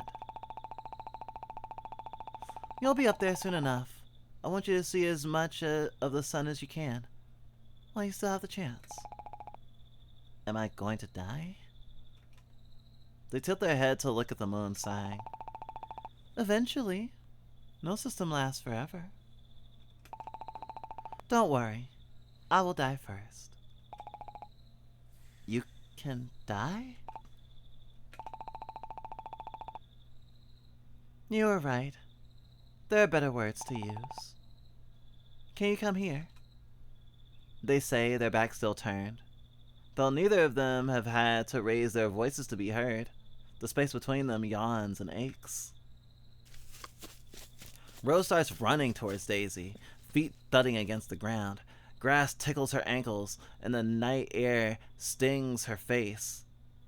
Her hair whips against her skin. The painful distance between them refuses to close. Daisy! It is only when Daisy turns that Rose suddenly finds herself mere feet away. Their eyes meet, and Daisy takes an unexpected step forward. Rose tries to stop, desperately trying to find purchase on the ground, but gravity is against her. She stumbles over wet grass and tumbles headfirst into Daisy. Ah! They yelp as she hurtles into them, the field crashing into their backs. The dirt is a shock against Rose's skin, colder than anything she's felt on the moon. For a moment, she's too aware of the beating in her chest. The ground has scraped her knees. She rolls over. Daisy is breathless against her. Which is odd. Daisy doesn't breathe. Rose remembers Violet asking in a faraway dream. A distant memory. This is not... They pause, frowning, before their expression returns to a neutral smile. It seems you've gotten my dress dirty. The confusion passes. Rose sweeps herself away, laughing. Who wears a dress out in the dirt? Many people do. You do. Though you do not seem to like it.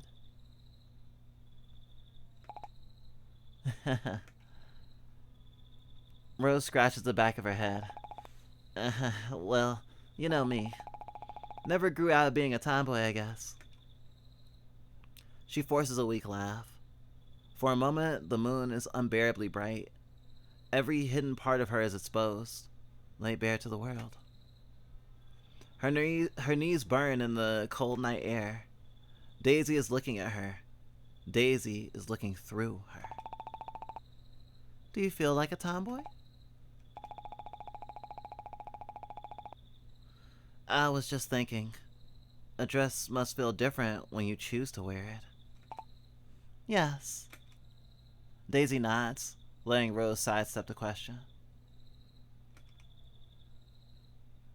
Rose breathes. She feels the thumb of her telltale heart. If you want to be called that, you can be called that. But you want to like wearing dresses like me. Rose stares at the sky. Dresses have always felt so heavy on me. Accompanying an event with politicians and cameras, and too many eyes, bile rushing in her throat, a flash of pure white in the crowd. But yours, you wear it like it weighs nothing at all. Do you like it, your dress? Or do you just wear it because you can't imagine not wearing it? Because you've been wearing it your whole life? Because you don't know what you'll be without it. Because you don't know what's underneath. Because you feel like you can't take it off.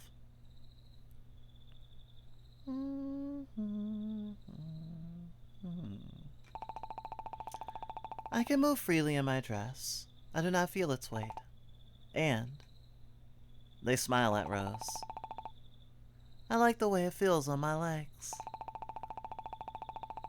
I know what is under my dress, and I can take it off whenever I choose. My knowledge base indicates that humans find nudity uncomfortable outside of certain contexts. You could consider it a professional courtesy. Daisy's smile turns conspiratorial, like they're in on the same secret. Would you like to see what is underneath? What? Just not what I... To answer your question, yes, I do like that. And you want to like it too. You can choose. Daisy doesn't push the matter further. Daisy has so many smiles. Rose can't read the one on their face now. Enigmatic. Almost melancholy. What? Nothing. You reminded me. You're the second person to ask if I like wearing my dress.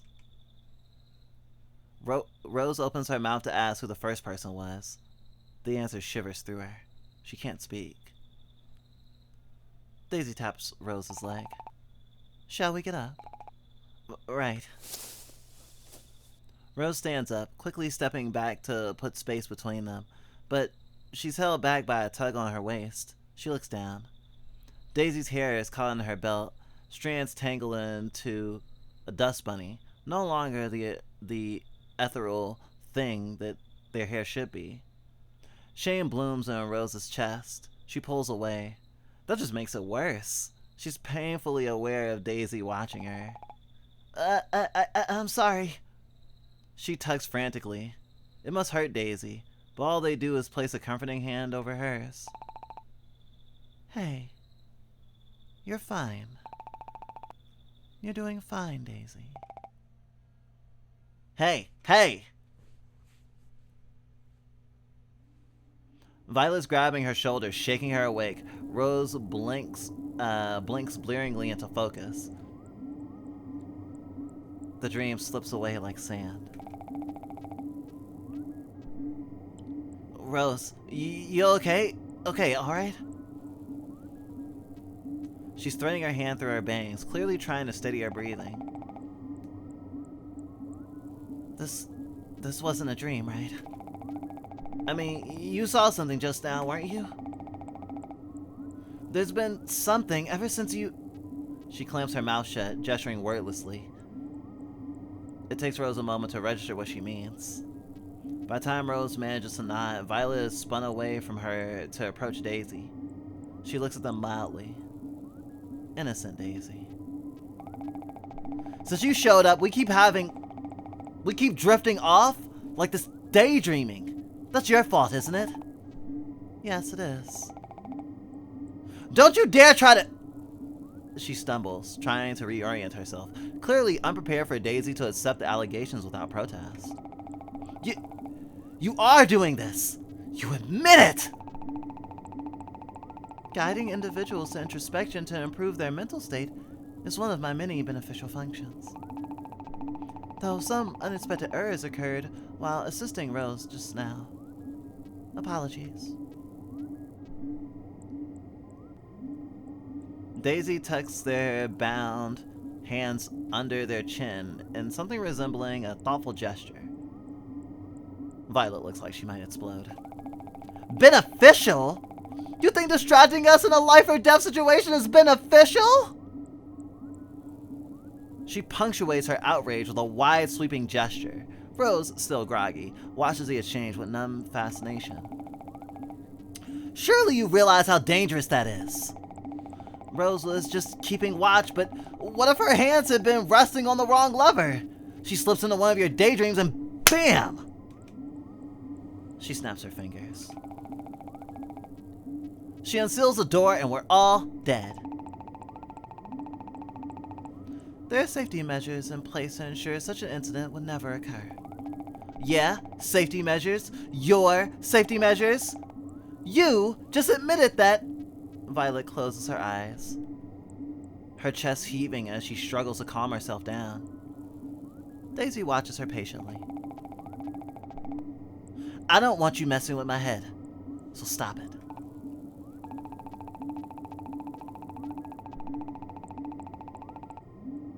Thank you for informing me of your preferences. I'll be sure to take your feedback into account when determining how to best assist you. This does little to soothe Violet. Rose intercedes before Violet lunges at them, placing a steadying hand on her arm. Violet, it's alright, just take a breath, okay? Violet gives her a searching look. After a moment, she lets out a long sigh, an ounce of tension finally leaving her shoulders. These things happen with experimental software. We've been through worse up here. Remember the incident with the food recycler? What we need is more important than a minor blip. We need food to live and Daisy to diagnose whatever's going on with the heart. Violet's disgruntled expression remains, but she breathes out another sigh. This is the best Rose is gonna get. Alright, but I don't want this happening again. Understand? She directs this towards Daisy, their fingers intertwine as they nod. If that's what you prefer. They sit calmly in the passenger's chair. Compared to Violet's barely suppressed turmoil, they're the picture of serenity.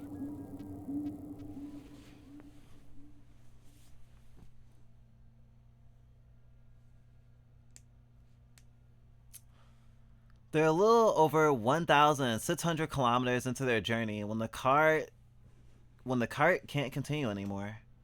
The tracks have warped, not beyond repair, but certainly beyond use. The magnetic clamp strains to gain a foothold before giving up entirely, costing them precious minutes as they reconfigure the system to get moving again. It's probably best that we don't push it too much further. If we do, we run the risk of not being able to start it up again. We don't stand a chance of making it back without it. Rose appreciates her optimism. Leaving the cart means removing Daisy from their constraints. Not that they have been any use anyhow. Violet clicks her tongue, annoyed, but doesn't say anything as Rose unties Daisy.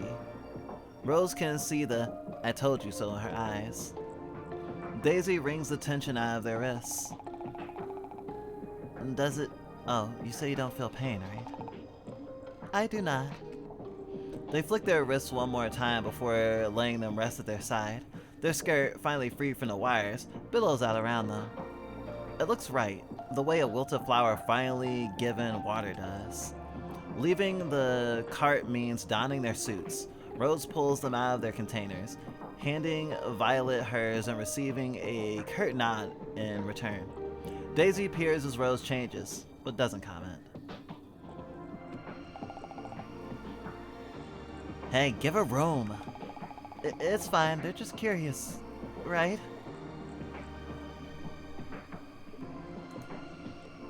I love gay girls. I love gay girls. Letting the cute stranger look because she's curious. It's fine, they're just curious, right?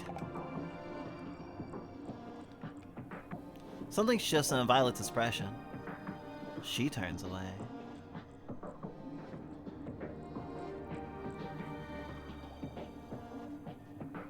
Cute spacesuits. It looks like they have kind of like a skirt thingy, but that part looks hard. I bet it has some sort of useful function.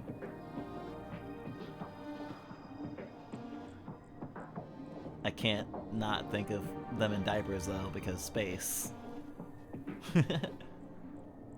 As they finish, Daisy clasps their hands together.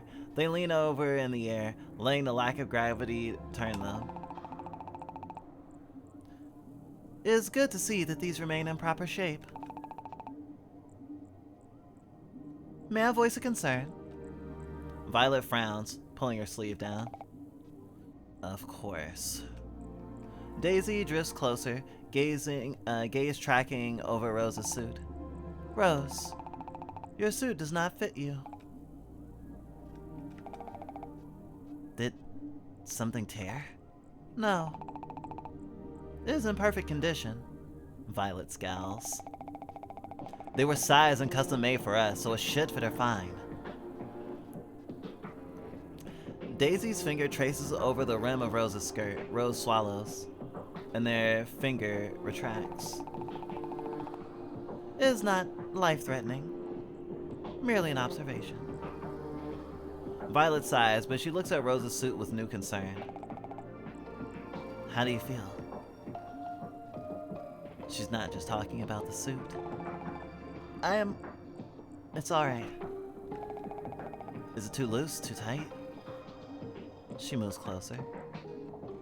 Rose can see her expression shift into engineer mode, like she's trying to find a fault in Rose's wiring, and she reaches absently for Rose's shoulders, patting them down, checking for clearance and interface fit. At her touch, Rose is immediately alive, aflame. Violet looks up, meets Rose's gaze, and then there's something in her eyes for a fleeting moment. Rose moves back immediately, burned, and looks away. Boiling kettle. Here is the stovetop. Rose isn't the quick study Violet is, but she's finally starting to learn not to touch.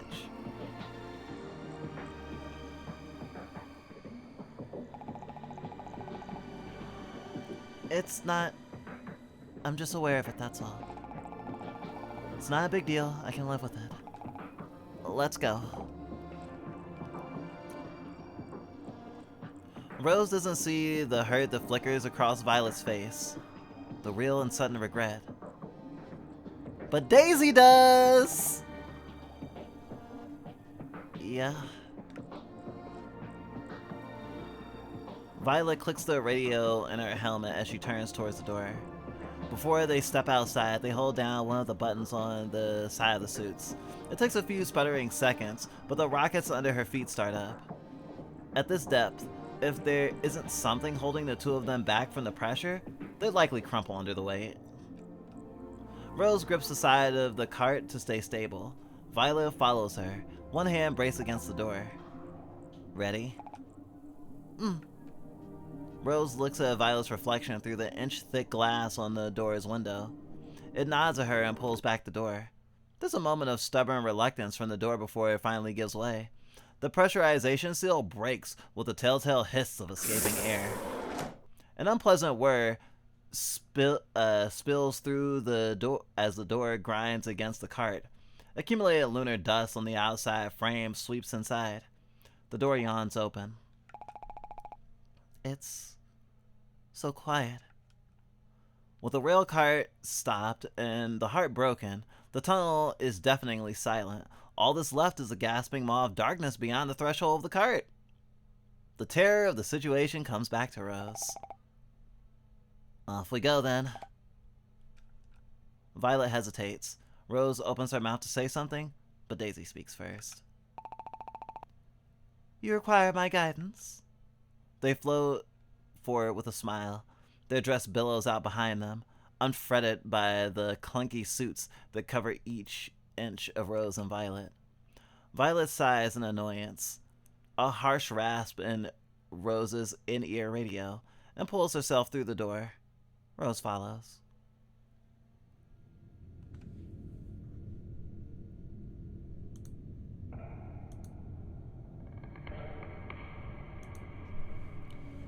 The path ahead is somehow darker than the sky that greeted Rose outside the satellite. Illuminated by neither the heart nor the rail cart's headlights, the inky darkness is broken only by the occasional flicker of damaged battery-powered bulbs, and the flashlights attached to their suits. Even those feel more like a handicap with the shadows they cast, pulling at Rose's imagination. Beyond the few feet of visibility they manage to fight for, everything around them gets swallowed whole. With their senses limited, it's hard for Rose to discern how narrow the tunnel actually is. All she can feel under her hand is the weave of lunar stone and wire that makes up the wall. All she can see are the faint forms of Violet's suit and Daisy's silhouette. All she can hear is Daisy's murmured instructions, Violet's tense questions. For all Rose knows, the rest of the space around her could be a cavernous expanse reaching far, far above her. Sometimes, with only moments to spare, she catches her leg before it slams into the skeletal remains of some long dormant excavation tool. They fall into an uneasy rhythm. Violet will issue a sharp warning, and Rose's rocket will thrum, hoisting her high above the object until any chance of contact is long gone. Everything is connected to Rose obeys Violet unthinkingly. With the intense pressure crushing down on them from all sides, a careless bump could be something far more serious. They're not in the satellite anymore. It continues on like this for what feels like forever. Every flicker of light from their suits brings another wave of shadows dancing along the tunnel.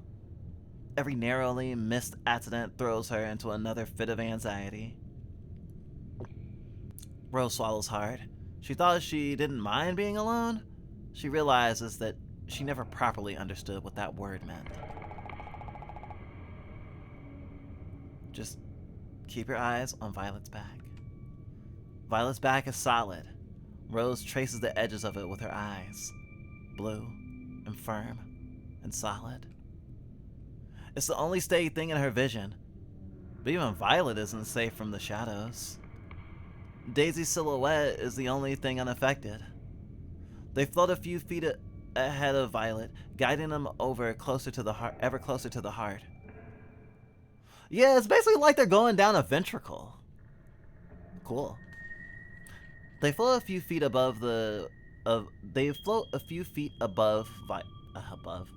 They float a few feet ahead of Violet, guiding them ever closer to the heart. They don't glow exactly, but their sheet skin seems immune to the tricks of the tunnel. They move through the oppressive quiet with effortless grace. In a void that feels surreal enough to be hostile, Daisy is an exception. Violet's working hard to protect them, to protect her. If Violet wasn't there, there's no way that Rose would be. Not a chance. They don't let people like Rose up here easily. She's smart, sure, but there are plenty of people who are smart. There are plenty of people who don't get lost in their own dreams. People who aren't so fallible. Violet's textbook perfect. Anxious maybe, but even her anxiety is by the books. The realization hits Rose with a new clarity. They've been drifting out here for nearly a year, and the entire time Violet has been keeping them both alive. She is the solid ground beneath Rose's feet. She is the oxygen burn. She is the impossible gravity. She could do this all on her own. She doesn't need Rose's help. She doesn't need anyone. Her retreating back speaks for itself. That's probably why. Rose? Rose blinks. Violet's still moving ahead, but Daisy is turned back. Or have they? She can't tell. Daisy is the clearest thing in Rose's vision. They're sitting in one of the school's stairwells, feet bare against the uneven linoleum tiles. This is Earth. But their dress still floats. Forever. Beyond the pull of gravity.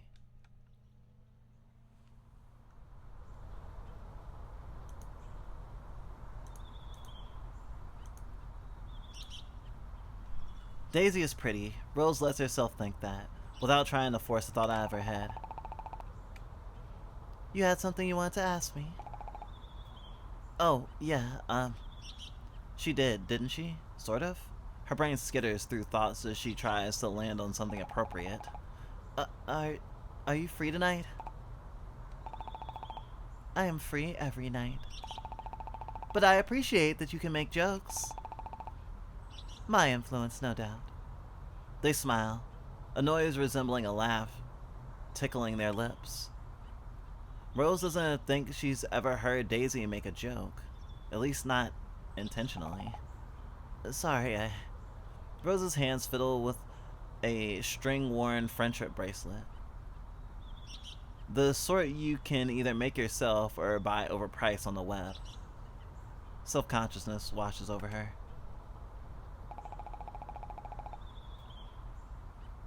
It's hard to find the right words, I guess. I know what I want to say, but it's alright, I understand. You do? Of course, I understand everything about you. I built... Daisy blinks. Their expression doesn't change. Rose. I see how you look at me. They see it so kindly. They're trying to spare Rose's feelings. It makes her blush like the high schooler. High schooler? How old are high schoolers these days? She is. Well, that's... It is alright. There's nothing to be ashamed of. What you are feeling is not abnormal. What am I feeling? If the answer to that is anxiety, Rose is already fully aware. She may feel guilty over a multitude of things that she probably shouldn't, but anxiety isn't one of them. But Daisy has a different answer. Jealousy. When someone makes you want something you do not think you can have. When someone makes you want something you do not think you can be. When someone makes you want to not be alone. They pause. Rose reels. But if I am wrong, all you have to do is tell me. I do not mind. I'll prefer it, actually. Because it would be sad if I was right. It would be painful. Rose can't speak. The second she starts talking, she won't be able to stop herself. But it's weird, right? To want something from something, someone so different from you. Daisy is not human. Daisy is inhuman. Even if Daisy is every bit as perfect as the moon, they cannot and can never be human. Even if a human is every bit as flawed as the moon, they cannot and can never be Daisy. Rose's hands rise towards her chest. It is alright. They reach out a hand. Their fingers seem indecisive about their own state, transparency crawling further up their arm before extending all the way back again. It flickers. Rose does not take their hand. I can sympathize. I wanted many things from my creator. I wanted. Their arms seem to flicker. But I am. She is. Was. Is. Human. You are human. Humans underestimate their own potential. You think what you want will forever be out of your reach. You think you do not deserve your own desire. You think it would be selfish to want anything more than what you have. You think for you, it would be like defying gravity.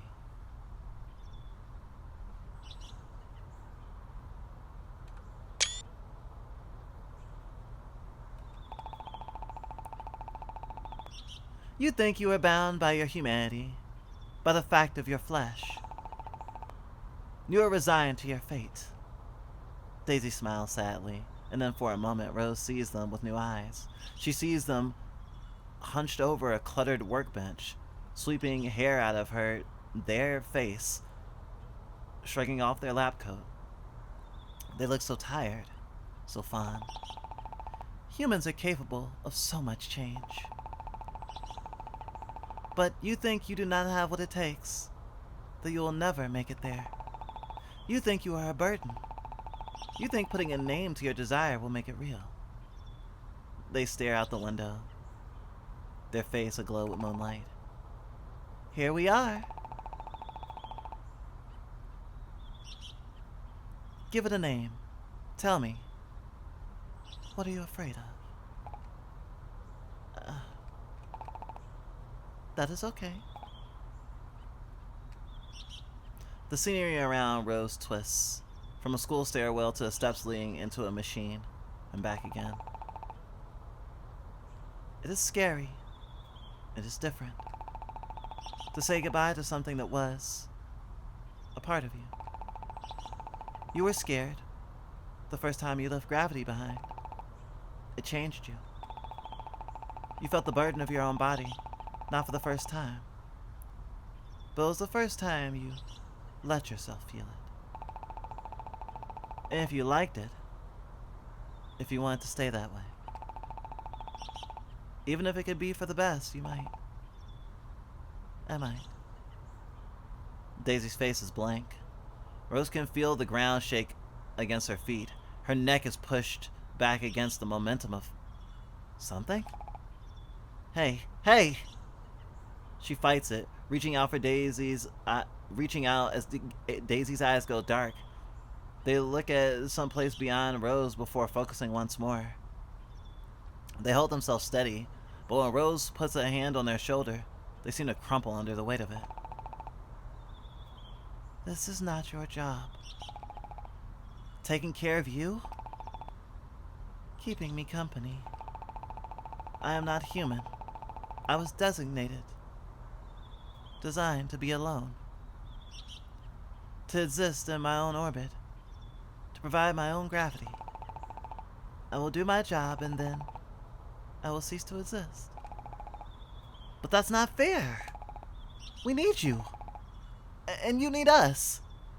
They close her eyes, shoulders beneath her hands. When they open them again, the ground no longer feels like it's rocking. Let me correct this. I'm sorry. Daisy's hands twist in their lap. They raise, towering over Rose in an instant. It's all Rose can do to shrink away from Daisy's hands on her cheeks. Their fingers are cold. Rose. Rose's vision splinters. It does not shatter. It splits into infinitesimal shards. Rose blinks and the shards flutter, winking in the celestial glow.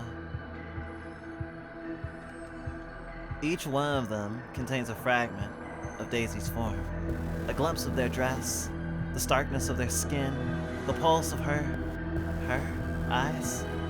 They dance around Rose in the orbit of potentiality, painting a chaotic constellation that steals her breath away. They are as many daisies as there are stars, each one a different promise, a different end. In one, they are a mother, lullabies encoded in their voice. In another, they are a commander, their figure standing tall against the expanse of nothing. In another, they're Rose's lover. Their touches are intimate. Their skin no longer cold and uncanny, but comforting. Wrapped around against every fragment of loneliness Rose has ever known. Their forehead presses against hers, and Rose can feel the tears sparkling off their cheeks. The forever smile on their face, and the hitch of their breath. Breath? As they kiss her. They're kissing her.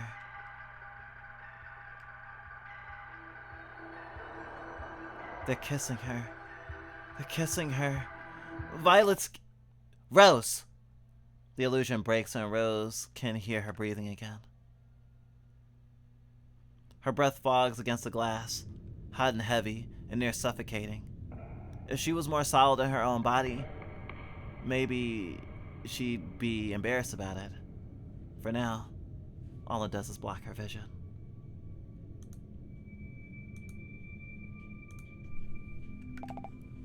Daisy!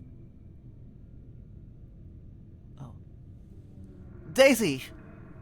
Violet's voice is an octave higher than usual, ringing through Rose's earpiece. Something's wrong. Rose's shoulders raise, pressure rising as she tries to identify the issue. The glass clears.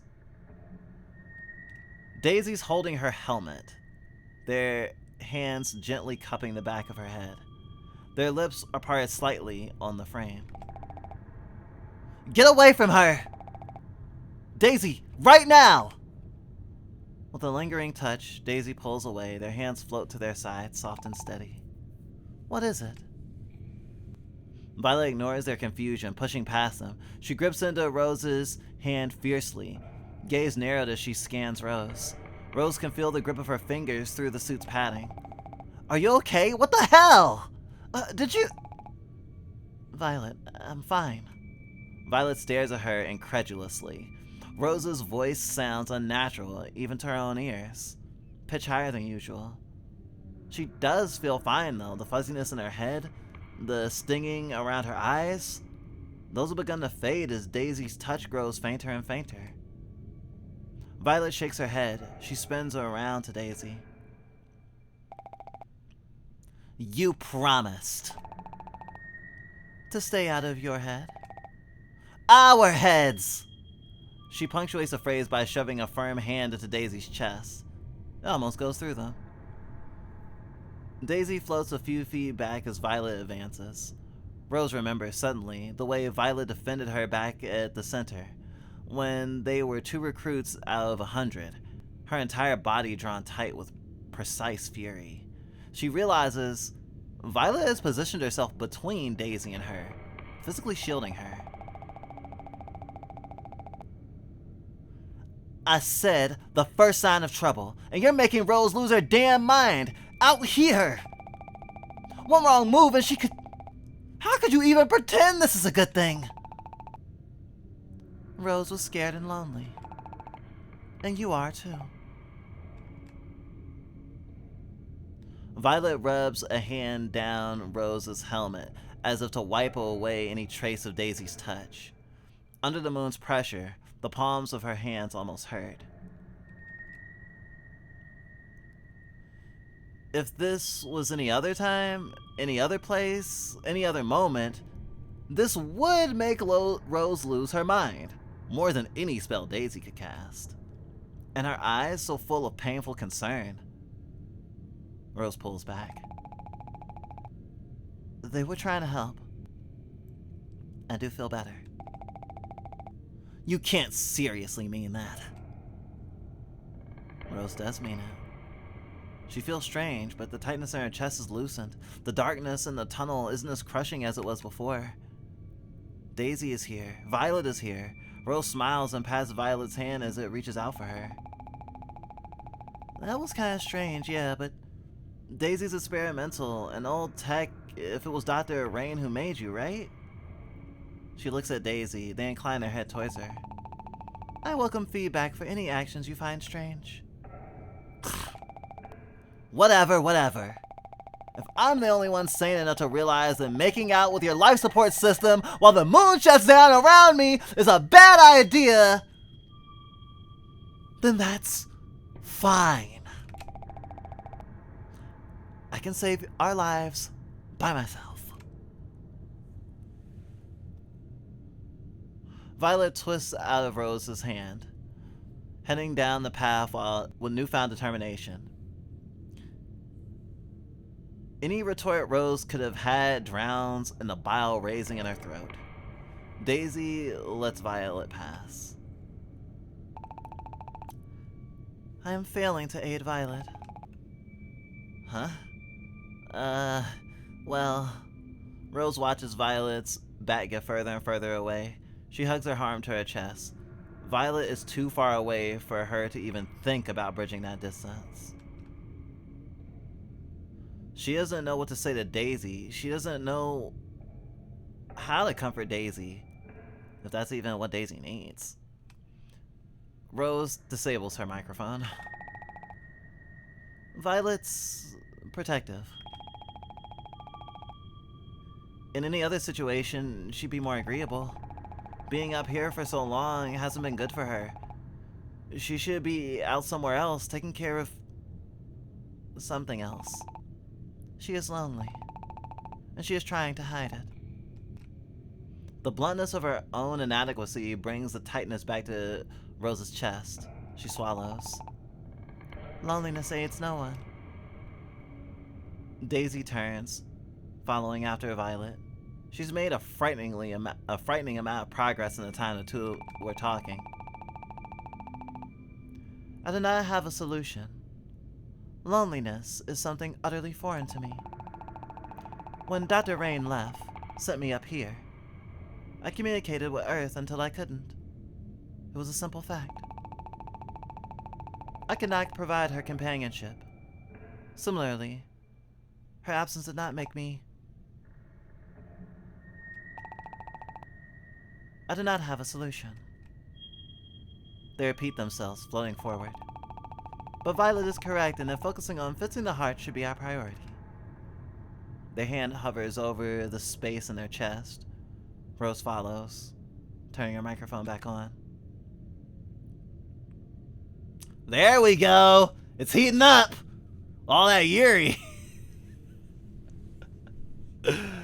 Oh, man. The path to the core is lighter. Rose stops second-guessing every movement. Violet's instructions become more sparse. Rose can see the chipped plates that line the wall give way to exposed and colorful wires, just as Violet warns her to avoid them. Except, in her dreams, Rose has been weightless for the past almost year. Even the tunnel pressure had pushed in on her from all sides, keeping her afloat. But as the path leading up to the core scatters its light, the mounting pressure crushes her down. It's as though her suit has suddenly remembered it as weight. Her body becomes a heavy anchor that pulls her down, then up, then forward. It feels like she's walking. It's an alien sensation, one she hasn't felt in a long time. She feels like a child again, learning how to take her first stuttering steps forward. Rose, don't push yourself. Violet's strained voice is enough to make Rose aware of her own fervent breathing. Her swallows, hums in acknowledgement. Rose has never been on the moon's core. Obviously, she's not a specialist. She's a general maintenance worker, trained to interpret system readings, not to work on the core itself. She's been briefed on the theoreticals and emergency situations, sure, but this? She always thought that half a century's worth of engineering genius would never fail. She never even thought it was a real possibility, even with the moon catching a chip off its chin. She bites her lip as the light is cut into long, searching fingers, warming through pieces of debris. Her eyes sting, unused to the sudden light. Careful! Daisy pulls her hand back in time for Rose to narrowly avoid a piece of sheet metal. It stumbles past her, nearly twice her height, before slamming into a much smaller piece of lunar rock. Oh, excuse me. The metal crumples in on itself instantly, like paper. Rose swallows. Are you alright? You can't be freezing up now. We can't save you. We can't save you every time. Violet is right. Rose wants to be moving faster, but it's so much harder than it ever was before. Her arms stick against the side of her suit, trapped and sticky against the bulk of the light. She's pushing concrete just to move a finger. Even her tongue feels heavy in her mouth. It's an effort to form words. I can't. Violet sighs through her earpiece. I know. The suits are just pressurizing. We've crossed a certain threshold. It sucks, but we're almost through. Hearing the strain in Violet's own voice brings some kind of comfort to Rose. Rose isn't the only one straining here. Somehow, it makes it a little easier to bear. Before long, the warp track of the cart comes to an end. Half of it remains firmly on the ground, while the other stretches and twirls up into the air, around the bend at the end of the tunnel, to the core's entrance. The tunnel is shifted, dropping down and then out of the core. They need to float across. This shouldn't be an issue, not in space, but the suits that prevent them from being crushed also threaten to slam them into the ground. Daisy floats across, unaffected, hands tucked neatly behind their back like a specter. Traversing the gap is not a problem for Violet. It's like she's skipping over water, catching herself when she falls by timing blasts from her rockets just right. It's elegant, like a dance. She leverages herself against the ends of the warp track. Rose isn't good at dancing.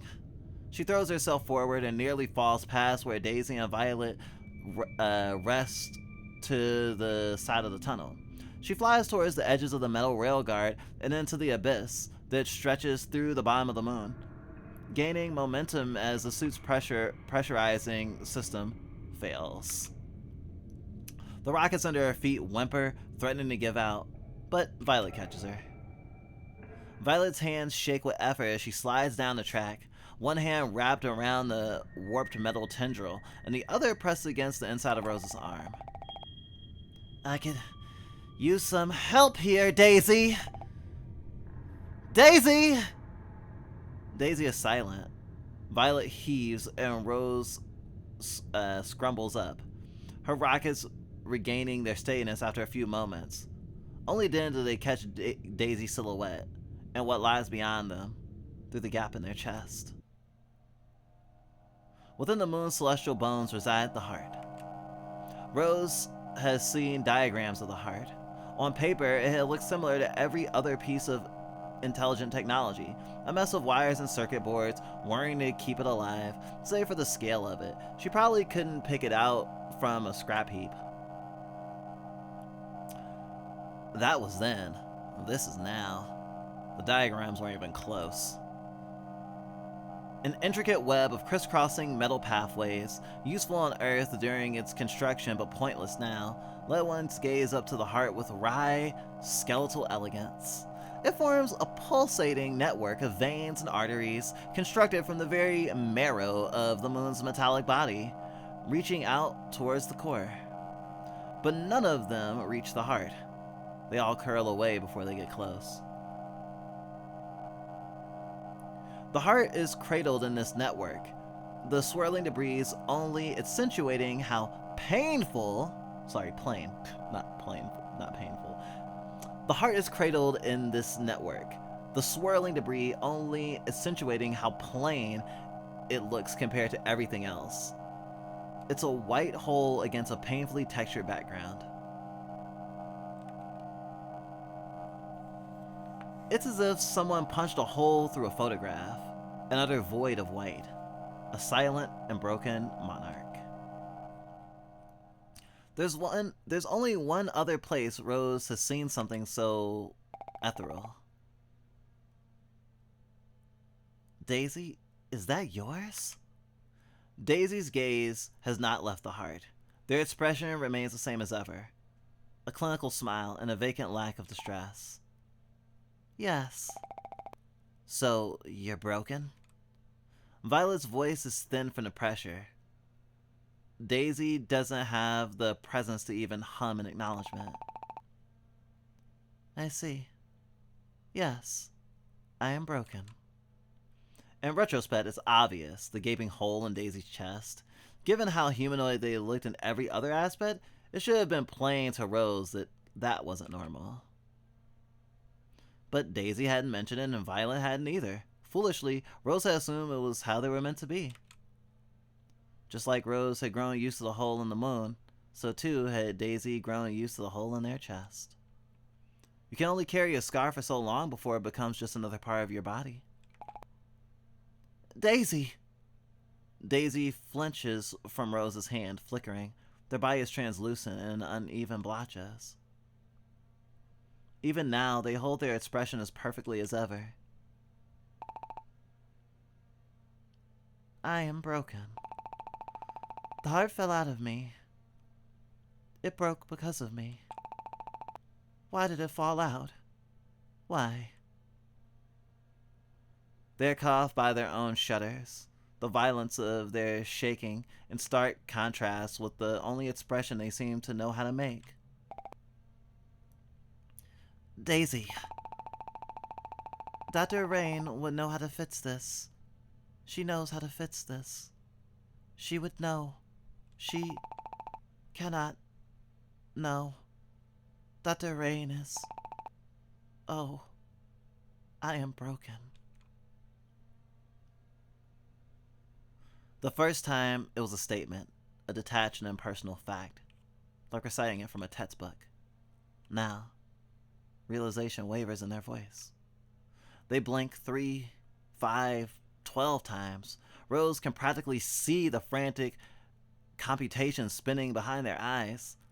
This is an era Daisy can no longer dismiss. Rose thinks about reaching out, but before she's able to, she's pushed back. It is all she can do to hold onto Violet and not spiral down below again. Daisy's hair flutters and they begin to rise. Now the delicate, effortless control Daisy exercised over their surroundings is a blunt weapon.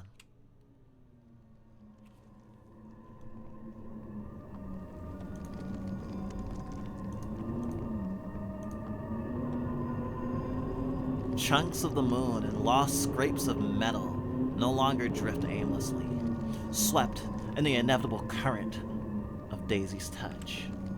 Debris swirls around them, rapidly gaining speed. Violet quickly pushes them off the track's remains. She and Rose fall into one of the rails, winding up into the heart.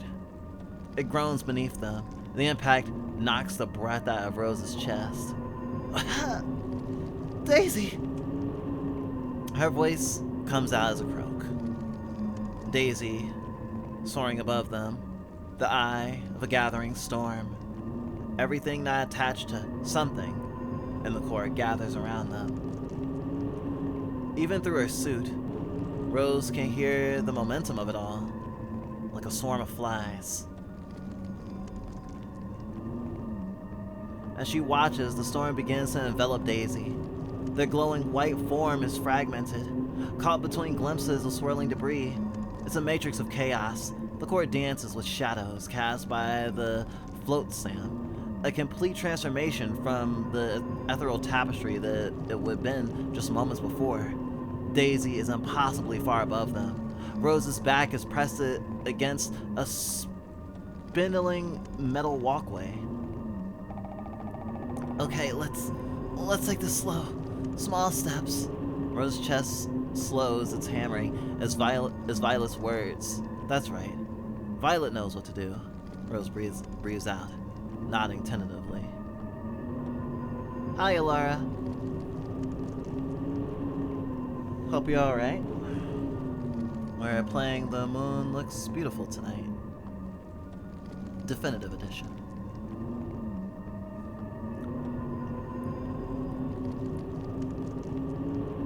Rose's chest slows its hammering at Violet's words. That's right. Violet knows what to do. Rose breathes out, nodding tentatively. Good. If the heart is supposed to be in Daisy's chest, then... Her breath stutters. The moon's pressure is heavier still. Then we just need to put it back. Simple as. We fly up there, grab it, and get it in them. Got it? It's not that simple, and Violet knows it. But it's enough to ground Rose. If Violet says it's simple, then it must be simple. She nods and glances back at the heart. It sits above the chaos, just where it had been. Somehow, a neutral party to its own havoc. She rocks off her feet and pushes. Remembering how to jump is strange. Bend down, start powering your legs? Push off? Like walking used to be, like floating is now, something that feels more awkward when you think about it. And impossible in these circumstances. Rose's fingers ache pushing against the suit's depressurizing system, which in turn groans against the moon's presence. What should be saving their life is now only another barrier. This isn't working. She eases back into the ground. Daisy seems so far away, a speck of glowing white that blinks out of view as debris covers them. The only thing further is the heart at the other end of the core. Rose wonders if Daisy has enough control to keep the debris from hitting the heart. No, we're not giving up. It's not as if Violet is having any better luck. She keeps losing her balance, bracing herself against railings that threaten to collapse under her grasp. Don't stop trying. We'll try, climbing up to the end of the pathways and jumping from there. We'll use the momentum to fall into the abyss. Ha! Violet falls quiet. She's thinking. When the moon crashed into Earth, it was Violet's thinking that kept them alive. She was the one who thought to detach the cumbersome transport hull, to reorient resource distribution to focus on supplying them, and them alone. It's been no stretch to say that Rose owes her life to Violet. But Rose is thinking too. About sleepless nights spent waiting by the receiver, about tears fought back in dim corridors, about holding each other to sleep. A ward against the crushing fear, Violet used to hold Rose all the way into her dreams, shielding her against the cold forgiving vacuum of space. Rose thinks of how to get to the heart. It's funny. It looks so awfully close to how the moon had looked, peeking through her apartment window, small and white and perfectly round. Her constant companion, desperately out of touch. She recalls an earlier conversation with Daisy. Daisy, who was made to know, who wants to help. Daisy, who knows what Rose wants. Daisy helping her patiently towards her own realization. Daisy who needs help. The least Rose can do is trust them. Rose reaches up to her suit. Violet catches on what she's doing before she's touched her zipper. Don't you dare! Violet scolding her is nothing new. It always comes from a place of concern, a belief that Rose should know better. But Rose has never heard her sound like this before. It takes her a second to recognize the waver in her voice. Terror. Violet, don't you dare take that suit off! Violet's thick gloves wrap around Rose's wrist, tight enough to hurt. Daisy will protect me. It's her job. Are you insane? You can't listen.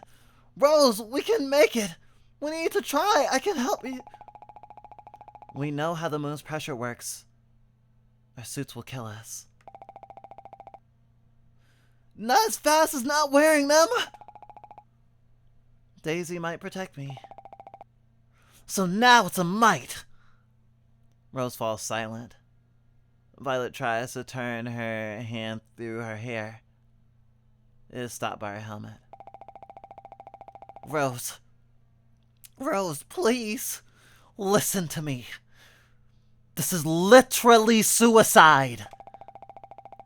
I know you want to have faith in Daisy, you know. But you just can't jump on the first plausible. No, it's not even a little plausible. It's a stupid idea. You're just gonna get yourself killed. Do you have any better ideas? We can barely stand. We can think of something. I need time to think. We're running out of time. She gestures to the space around them. Pieces of debris smashing into each other, splintering. So that's it. You're gonna make me watch you. If you want to leave me so badly, then... Violet takes a shuddering breath. Just give me a second. Just let me think of something.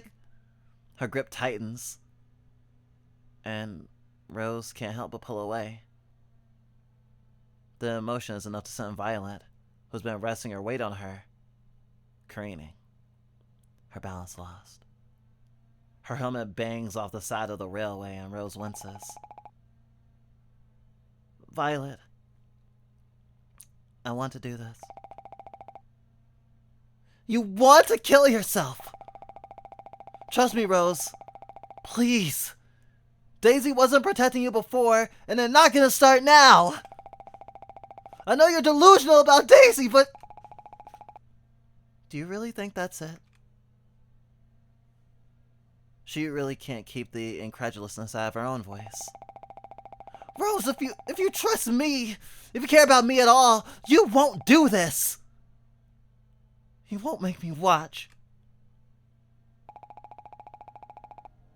I trust you, Vi. I do. I always have.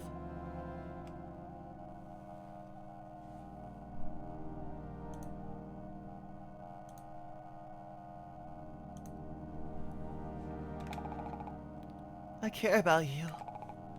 I love you. Violet blinks hard. Rose, but you're wrong about this. Daisy has helped me. They've helped us. Even now, I know they're helping us. Look. Rose gestures at the storm. Not a single piece of debris has hit us. You see it too, right? Everything is moving in one direction. With a parabolic trajectory. And the way the light is differencing. Vi, when we restrained them, they trusted us. They didn't want us to kill them because they knew it would only hurt us. They trusted us. I want to trust them too. I want to help them. Rose takes a step back, then 3 more. The effort it takes to balance on top of the guardrail is infinitely harder, but she manages, keeping Violet in her sight the entire time. Wait, that's... Violet pulls herself up with one shaking hand, the other reaching desperately out towards Rose. But she's just out of range.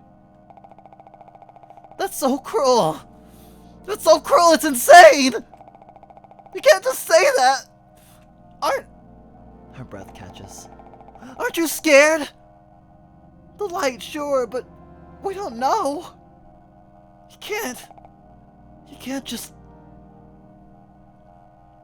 Rose's bunny falls out of Violet's pocket. She must have moved it from her internal suit to the shell when they left the rail cart.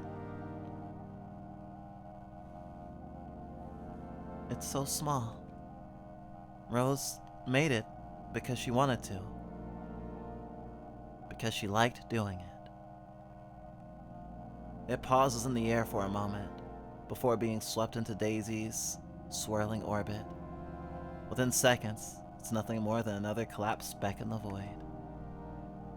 Violet's hand rests on the space where it had been. Yeah, I'm scared. Rose! All Rose can hear is a soft hiss of air escaping her helmet.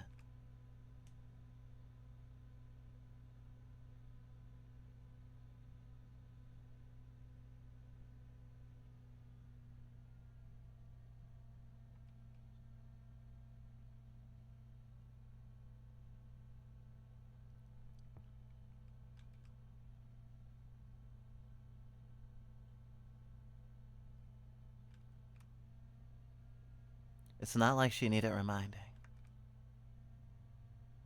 If you're exposed in space, you're dead. Common sense.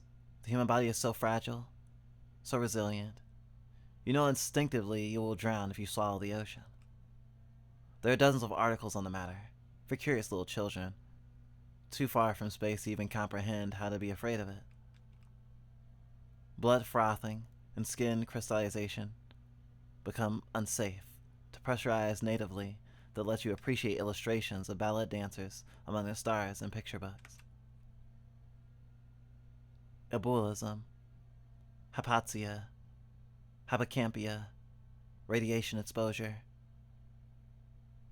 Your blood will boil in its veins. Is that what gives Rose the courage? Because she's naive enough to think she's safe? Enough to think that trust can make a difference? Rose gasps for impossible air. Her vision blurs before coming into focus. All that registers is the air on her cheeks. It's thick and damp, more like heavy humidity of a summer day than out of the freezing expanse of nothing she's come to expect. But the humidity is far kinder than the 1,000-odd degree Celsius she knows the air should be. It's Daisy. Does Daisy even register it? That they're protecting Rose? Does it matter? Chunks of the moon and metal whiz by Rose's face. Remnants of Daisy's chaos. The pockets of space they create leave cool echoes against her hot skin. But they don't hit her. She can feel Daisy's care around her, The guarantee of their love keeping her safe. With the helmet off, the rest should be easy. It can't be Daisy speaking. Daisy is the nucleus, hands covering their face and hair, whipping wildly in the windless core. Perhaps their voice is a final delusion before death. She doesn't mind it. It's a lovely last dream. She pushes on. Rose's hand reaches to the back of her neck. Her fingers, clumsy in the thick fabric, struggle to find hold, but then, with a soft click, she feels her helmet fall away. Shedding her suit is painful, freeing, like ripping off an old band-aid. She has to pull her arms out, one, then the other, from its rapidly depressurizing system. The outer layers are going first, stiff plastic and metal frames slinking off.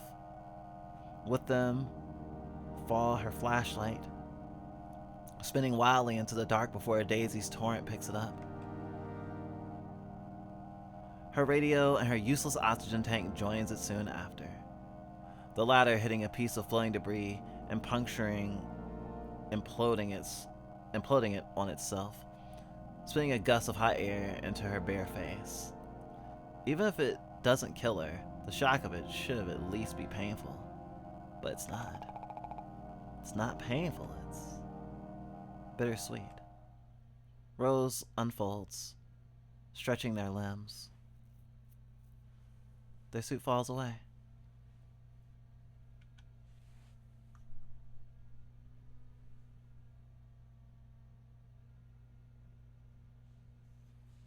There's no wind in space to blow the very first footprints left on the moon by those earliest explorers. When the sun is out, Rose looks out the satellite's window. At a certain time, at a certain angle, the sun casts a shadow, and Rose can make out the remains of prints left behind. But though they seem permanent, they're not. A monument that could easily be brushed away with a hand, or another footprint. As easily as they look, as pretty as they look, there's nothing protecting them from a better imprint. Rose opens their eyes and brushes it all away. They catch their reflection in their helmet as it floats away. It stares back at them, their face, warped and fish-eyed, is wet. Then the helmet turns, showing them nothing but its dull plastic backside. When the heart first stopped, Rose thought they knew genuine silence, but there had still been the clink of metal shifting, the dull hum of oxygen systems running on backup. What they hear now is not true quiet, but the debris spinning around soundlessly is jarring. They see Violet out of the corner of their eye. She's screaming. Or maybe she's in shock? It hurts to see her like this. But Rose doesn't hear her. There are more important things to focus on. The amount of control Rose has over their own body is foreign. It takes them where they need to go. It feels like shedding a great weight. Debris parts for them as they guide smoothly to the heart. They skip over the gap between the end of the walkways and the heart like it's nothing. When they glance down, they can make out the bottom of the core's shadowy depths with their bare eyes. No fear leaps in their chest. Daisy will not let them fall. It doesn't take long to reach the heart. Up close, the heart is small. It's made up of the same stuff Daisy is, white and emanating a soft glow. Unlike Daisy, however, it is not clean cut. What it appeared to be a perfect spear from afar is covered in cut wires and dull bumps. Drops of fluid leak out and dribbles, falling upwards.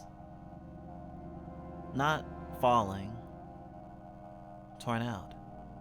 Rose reaches out. Like the rest of Daisy, it's cool to the touch. They need to untangle it. Good thing they're good with their hands. Rose knows they're good at this. They trust their body, their fingertips, and they begin. Each motion is deliberate, their fingers navigating the web dexterously without the cumbersome gloves of their suit. But the heart is not easily freed. The anxiety that they shed with the suit returns, creeping through their chests. They pinch too hard and one of the wires falls to dust under their grasp, trickling down into the heart before stopping just short. It broke once. It can be broken again. They breathe through their nose and try again, from another end, tracing wires to their sources, untangling the snarl. Violet was wrong. It can never be that simple. It's just that there are so many knots, and the heart is so stubborn. Daisy can't help with this. Daisy can't help them with this. Rose feels humiliation sitting in their cheeks as desperation starts to grip them. What if they hurt Daisy? Now you second guess yourself. Violet's hand reaches over Rose's shoulder with a pair of wire cutters. Her bare wrist reflects the heart's light as she deftly snips a knot away. The heart slips down. Rose can't help but stare. Violet? Careful, if you don't grab it when it's cut loose, it'll get lost in the abyss with everything else. I'm gonna need you to guide me a little, okay?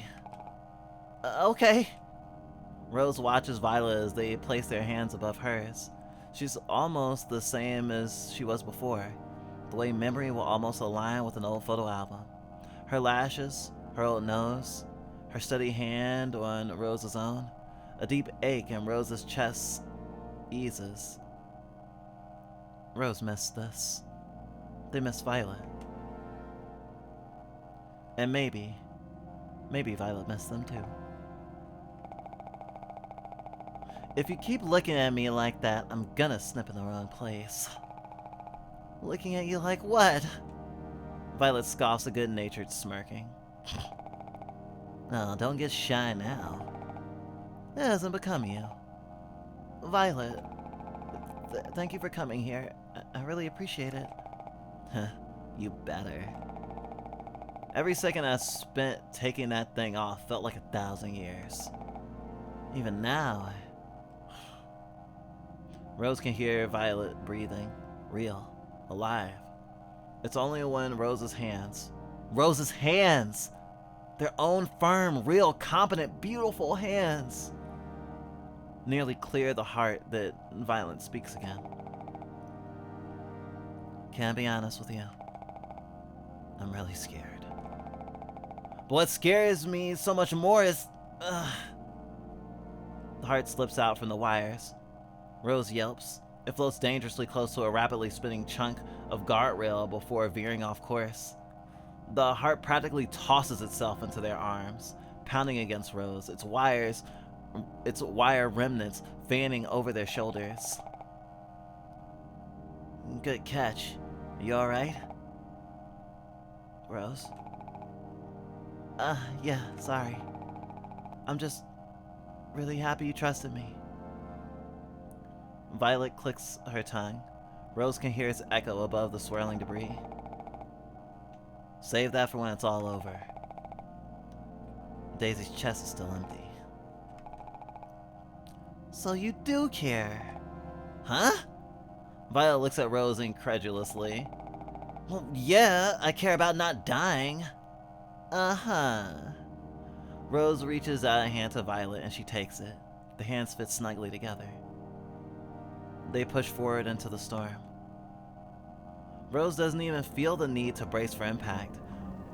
The whirlpool jet stream around Daisy parts for the two of them like a sea, closing around them when they've passed. Pieces warble past Rose's ears, distorted cymbals that hum rather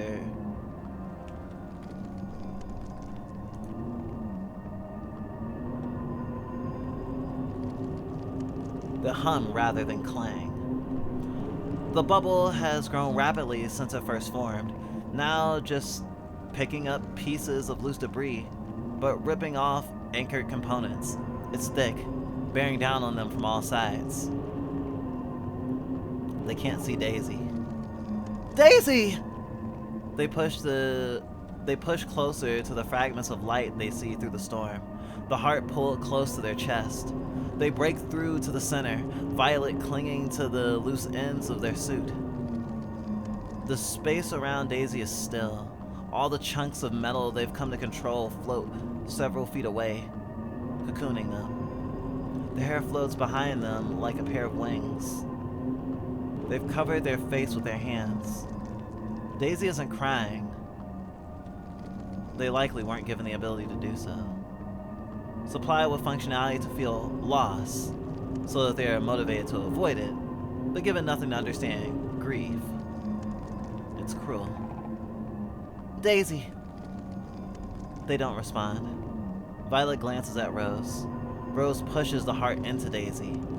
The heart does not take to Daisy's chest. In fact, it does the opposite, pushing away from Daisy, like the same ends of a magnet.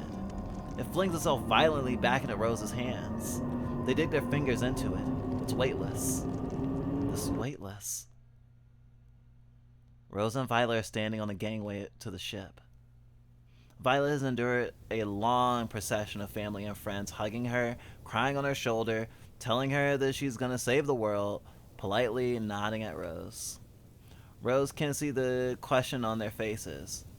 What are you doing here? Rose doesn't have an answer. That must be Mom and Dad over there, at some remove from the cluster of Violet's supporters, standing like a funeral procession. They look sober. Old. Even before the MTIS, space was too big for most people. A new hostile world. Something that made you feel helpless. Something to be feared. Something that warranted a weighted goodbye. Go in regardless. People stand like dots below, far enough away that their waving arms look like seagrass. It feels like the college send-off Rosa never really got.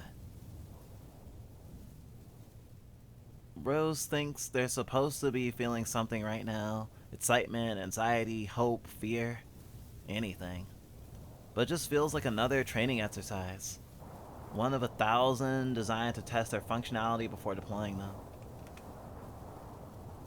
Rose wonders if they're broken. They find themselves searching for what? Rose sees it out of the corner of their eye, a flash of brilliant white, a lab coat. Are we about to see Dr. Rain?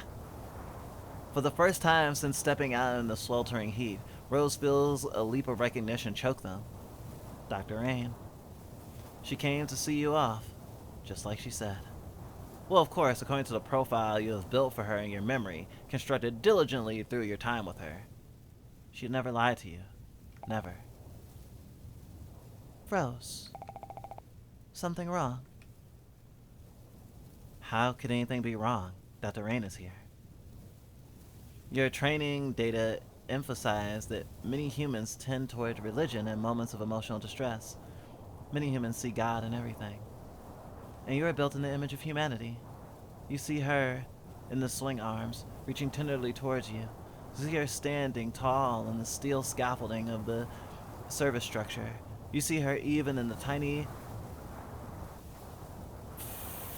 frangible nuts bolting the boosters of the platform, winking at you like her bright eyes. She came to say goodbye. Yes, this is goodbye. When you have accomplished your mission, you'll return to Earth, to Dr. Rain's web. You'll return to watch her eat cup ramen over her workbench. You can already imagine it, shoving noodles into her mouth ravenously, too impatient to let it cool, burning her mouth. You informed her that cup ramen does not adequately meet all human nutritional needs, as it lacks critical micronutrients and contains excessive amounts of sodium. She laughed, smiled kindly at you, and told you that she doesn't just eat cup ramen, that she only eats it when she's working late. She usually works late. You hope that while you are away, she will eat things other than cup ramen. You hope that she will sleep the necessary 7.86 hours for optimal brain and autoimmune functioning without you reminding her. You do not need to hope or worry, you remind yourself, because she does not need your assistance. Dr. Rain knows everything.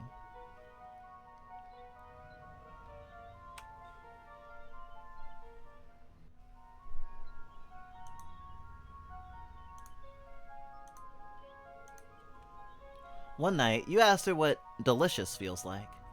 You know, in theory, that it is a pleasurable experience for humans, that activities when they consume food that is nourishingly enriching, a reward mechanism associated with the the stomach and shit.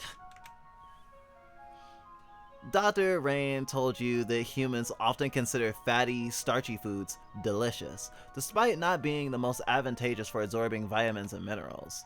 When you pointed the latter out, she seemed to hesitate for a moment before struggling, smiling again. Like you had just told her a joke. You had not intended to tell her a joke. You waited for an explanation. Eventually, she told you that sometimes humans want things that they're not good for them. You asked her if you could ever feel delicious.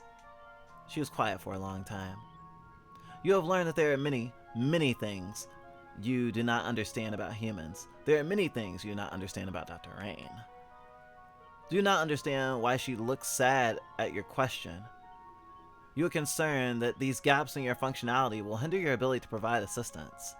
According to your knowledge banks, many violent conflicts between humans are a result of disagreement regarding the character of God or multiple gods. This is because humans cannot interface with their gods the way you can interface with Dr. Rain. You think it is perhaps a good thing that there is only one of you to avoid the possibility of such interscene conflicts. Dr. Rain told you that when you return, she will make some modifications that will allow you to taste, to feel delicious. Dr. Rain told you that the heart will provide for the physical and nutritional needs of the individuals on the ship, that the heart will allow humans to survive. But it is you that will maintain the mental well-being of the crew. It is you that will allow humans to live on the satellite. Dr. Rain said this with emphasis on the word live. You asked her the difference between survive and live. In your linguistic database, the two are synonyms. After a long time, she told you that to live you must feel, but to survive it is better not to feel. She told you many humans are forced to merely survive. She told you it was her hope that you would be a surrogate heart. At your puzzled expression, she clarified that she did not mean that you would simply provide cardiac and life-supporting functionality, but that you would help humans to feel. You do not understand this? According to your knowledge banks, feelings or psychological processes are conducted entirely in the brain and not the heart. You wanted to ask her about it, but it was late, and you could see her head drooping down into her workbench.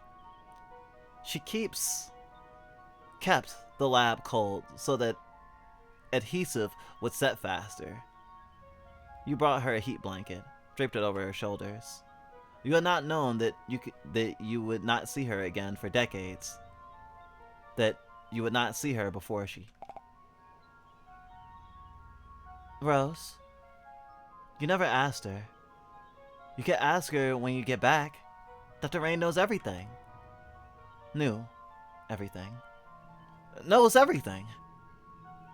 Down below, there is a sea of white. All Dr. Rain, and you can see the glint off her glasses. She is here. Was here. Was here. Was here. Someone grabs your shoulder so hard they hurt. Hurt? It cannot hurt. You do not have pain receptors. You do not have a human brain with the capacity to feel hurt. Or to feel delicious. Or to feel when feeling is not appropriate for the context of your mission. You cannot feel. You cannot understand the hands on your shoulders. You cannot understand that Dr. Rain was. You cannot. Rose, look at me, please. Rose takes a desperate, gasping breath. like they just surfaced from water. There's Violet standing in the front of them, looking pale and stricken, more scared than Rose has ever seen her before. Her suit clings to her unnaturally, like a beetle half shell. It looks uncomfortable. If Violet notices it, she does not acknowledge it. What? This is our memory. It was before we left. We were standing here on the gangway, right? She looks unsure. They're still on the gangway, but nobody stands below them. Now it's soundless. No wind whistling in their ears, silent like the vacuum of space. Now the platform is illuminated by floodlights, and the night sky is filled with stars. They're visible from no place on Earth. But it's wrong somehow. It's like I'm feeling these emotions that aren't mine. And I saw Dr. Rain. Yeah. Yes. And I felt like I knew her. I remember being in her lab even though I never... It occurred to them at the same moment. Rose can see Violet's eyes go wide with realization. Daisy! Violet's mouth opens and closes again, like a fish out of water, or a human out of air. But it's not like the last few times. I've had Daisy in my head, but this time I was in hers. I told them not to do this. We could be dying out there. Violet? Violet follows Rose's hands to where they're pointing. A small white figure sitting on the edge of the gangway, hunched over, huddling their knees to themselves. You are not dying. It is odd, hearing that reassurance from someone so frail. Their voice is ever the same. No. There's a fragility, a desperation that wasn't there before. Slight enough that Rose almost missed it. Rose believes them. Violet takes a breath, like she wants to say something, but bites it back. Not yet. We still gotta get you fixed, though. We won't be alive for long otherwise. She's walking down the plank like she'd never felt Earth at all. Her hand held out causality, like she's helping out a small dog or an old friend. Her posture is relaxed. Too relaxed for this moment. She's terrified, but she's trying to keep it together. For Daisy. For Rose. How many times has Rose seen her like this? Since the MTIS? Shoulders thrown back? That projection of easy confidence? How many times has Rose taken it at face value? So let's get you cleaned up, and I am broken. Violet isn't flung back. She isn't even teleported. Rose simply blinks, and Violet's beside them again. Daisy seems even further away. Daisy, why won't you? I am broken.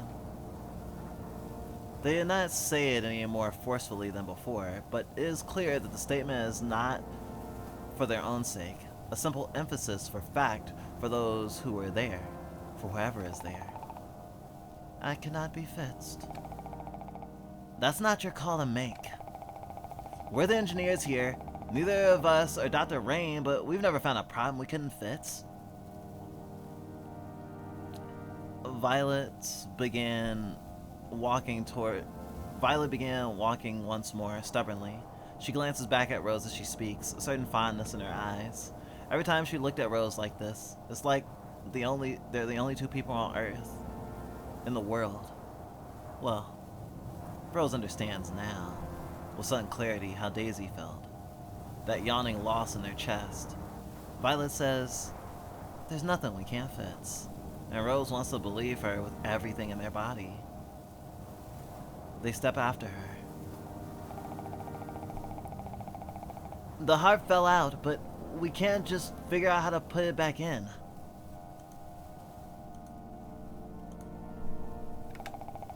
So long as you're keeping us safe, there's no rush, we can just... I cannot keep you safe. The gangway groans, its deep ache made verbal. Rose wonders if it can crush and crumple in a dream. Dr. Rain made me. Dr. Rain protected me. I was created to help others. But I could not help her. I failed her. I cannot help her. I cannot help you.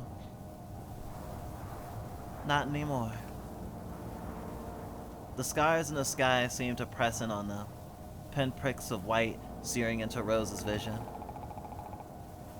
Daisy! Dr. Rain died of old age, right? She lived a long life. It was nothing you could have prevented. She was only human. Daisy does not respond. What, do you really think you could have done something? I should not be affected. They curl in on themselves. Affected by what? By losing Dr. Rain? Why not? That is not what I was designed to do. Yet.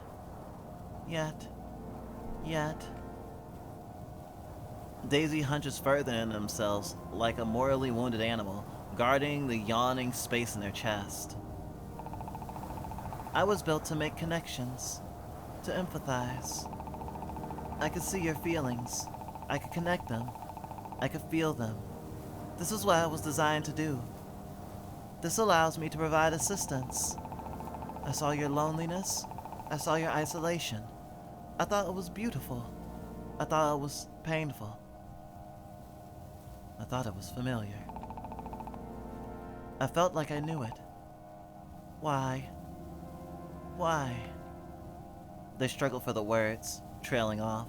The stars press in tighter, but Rose feels eerily calm, condensed, grief stuffed under a blanket and wrapped tightly.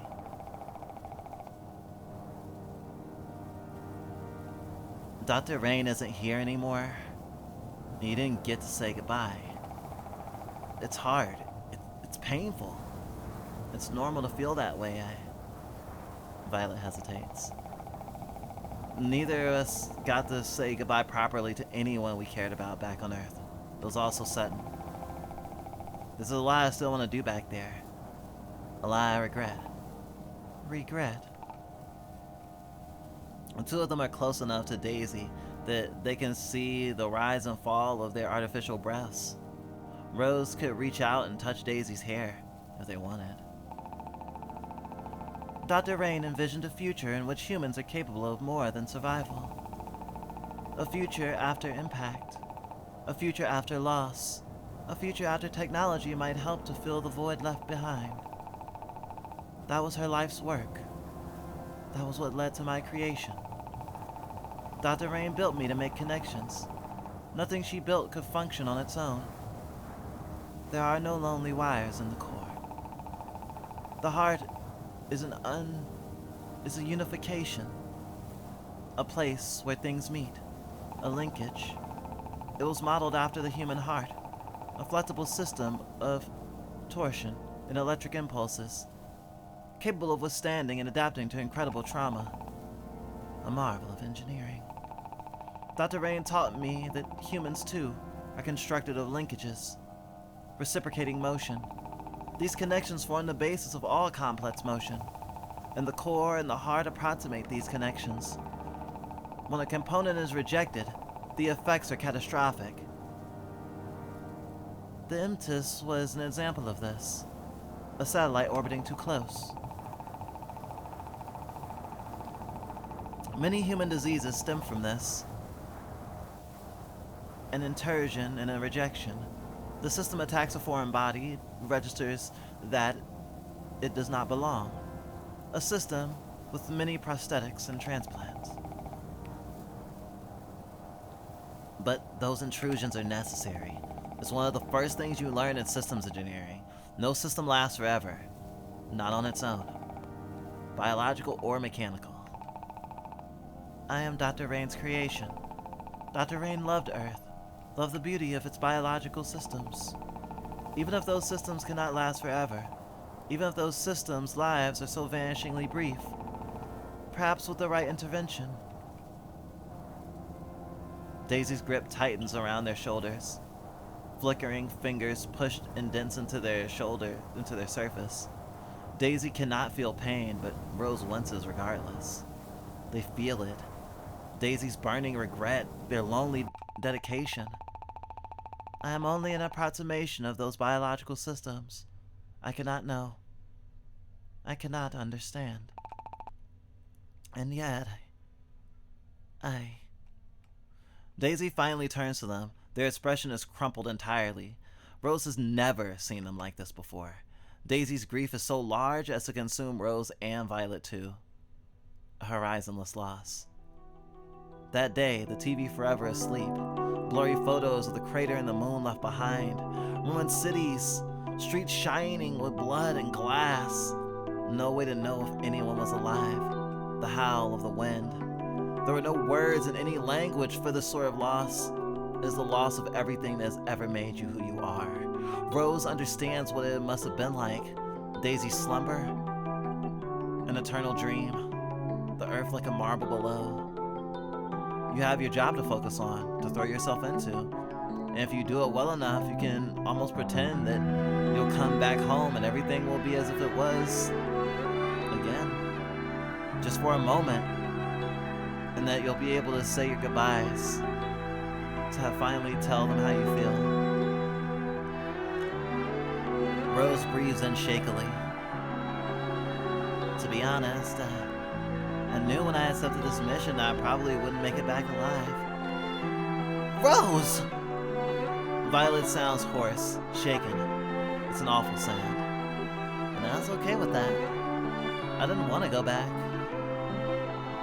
It was funny. After you lose someone, how you remember all the things you've done, ever wanted to say, ever wanted to say. I just wanted to keep running away. I just wanted a place where I could think, where none of it could reach me.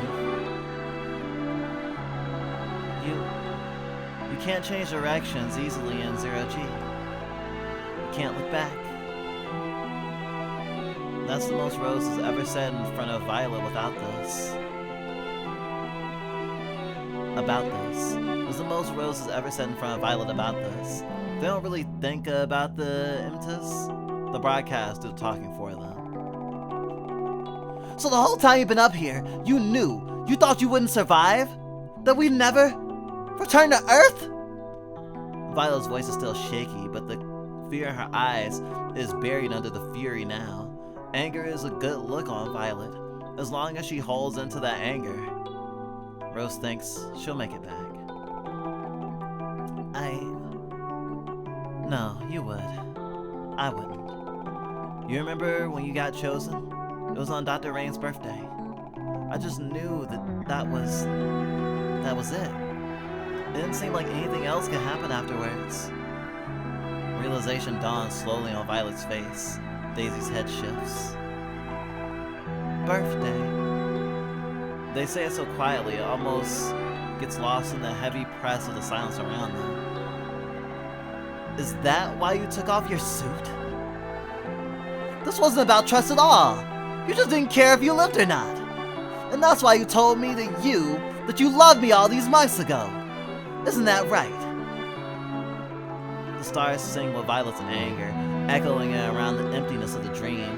Her hands spasm at her sides. For a second, it looks like she might punch Rose. That's not it at all. Their voice cracks. It doesn't reach Violet. She laughs sardonically, clutching at the stuck shed of her suit. Even in this dream, it dangles at her legs.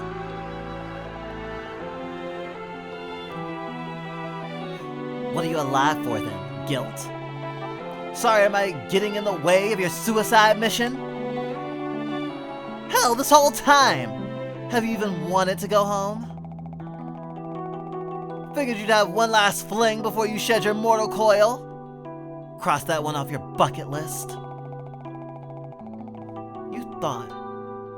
you wanted this to be our last mission together. Why wouldn't it be? Violet steps back as if she's been slapped. Violet, you know you're capable of so much more than this. When you get back, you can have any assignment you want. Even before, you could have done anything. You could have gone anywhere. I know about the assignments you turned down. You're better than this, than the moon. You're too smart to waste your time fixing old, obsolete tech. I took off my suit because I trusted Daisy. Because I trusted you to find your way back to Earth. I thought if I could just make sure Violet lives, I would do anything. Ever since I met you, I would have done anything. Vi, I've wanted to take off the suit my whole life. Don't call me Vi. You can be so selfish sometimes, Rose, you know that? I've never met someone as cruel as you. Rose blinks. Tears burn in their eyes. They thought they were prepared to hear this. I wasn't trying to... That just makes it worse. You keep saying I'm so smart. Not smart enough to make my own decisions, apparently. You made your decision. Back then when I told you I loved you, you told me, I told you that it wasn't the time. You can be so dumb sometimes, Rose. I mean, yeah, don't get me wrong, you're smart. Smarter than I am in a lot of ways. So, you knew I had turned down those other assignments to go up here, and you knew I wasn't like super in love with the moon. Not the way that you are, at least. And you're right, the tech isn't cutting edge. She nods at Daisy. No offense.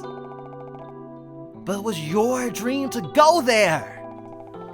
If it was your dream to sit on our crappy bunk beds and eat cup ramen together, I would have spent a year up there too. What does that tell you, Rose? Listen. I was so angry at Daisy and at you. I couldn't figure out why you trusted them, but not me.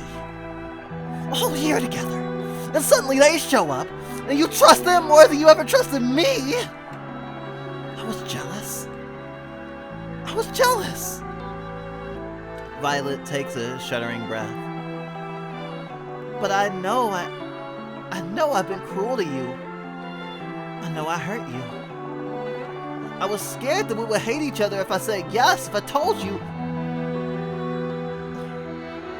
Then you feel trapped. So I guess I didn't trust you either. I didn't want to screw it up. I just needed more time. I'm not good with, feelings and stuff. Not the way you are. I was scared.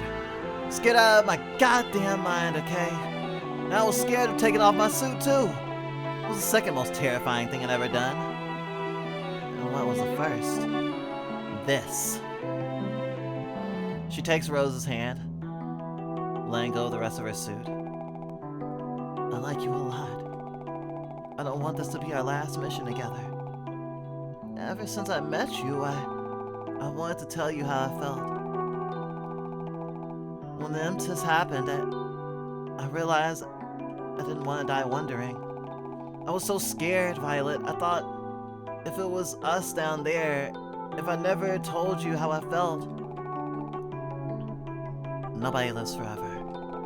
Our systems' lives are so vanishingly brief. Daisy blinks. Too brief to worry about what comes after. I couldn't wait. Listen to that broadcast, I thought, I don't know what's coming after. I don't care what's coming after. If it goes on, great. If it ends, fine. I love you right now. Your son. That's right. They've been so quiet that Rose practically forgot they were there. Now Daisy stands wide-eyed and calm. Their voices soft, almost a whisper.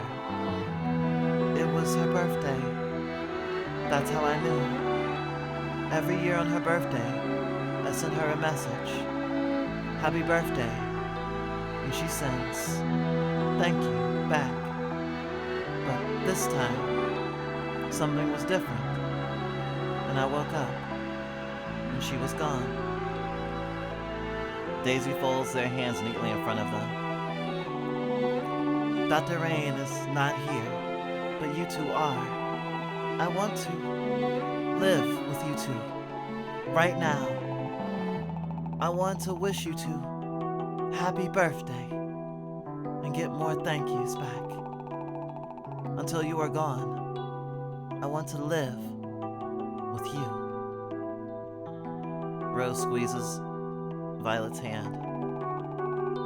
I don't want this to be our last mission either. Violet, you're more optimistic than me. I couldn't believe in things like the future. I want to have enough faith in myself for that. For me too. But for now, can't I believe in you too? Violet's brow furrows.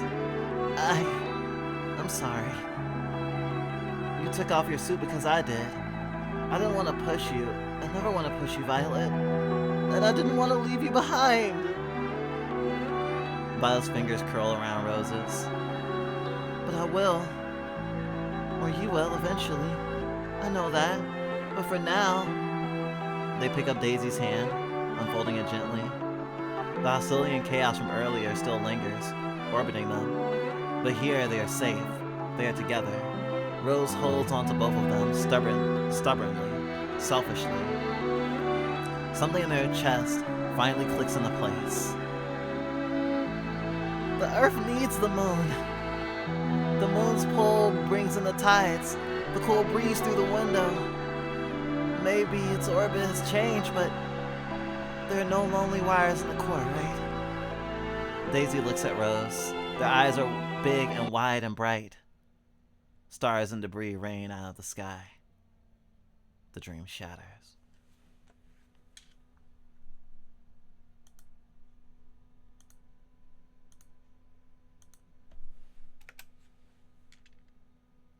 Rose is next to Violet again. Rose is in front of Daisy again. Daisy's hands still cover their face as the whirlwind around them gives up the ghost, stopping their current to simply drift aimlessly. All Rose can hear is the sound of their breath as the heart begins to take. See, this is how lesbians have sex. I'm sorry, I just need to let you know that.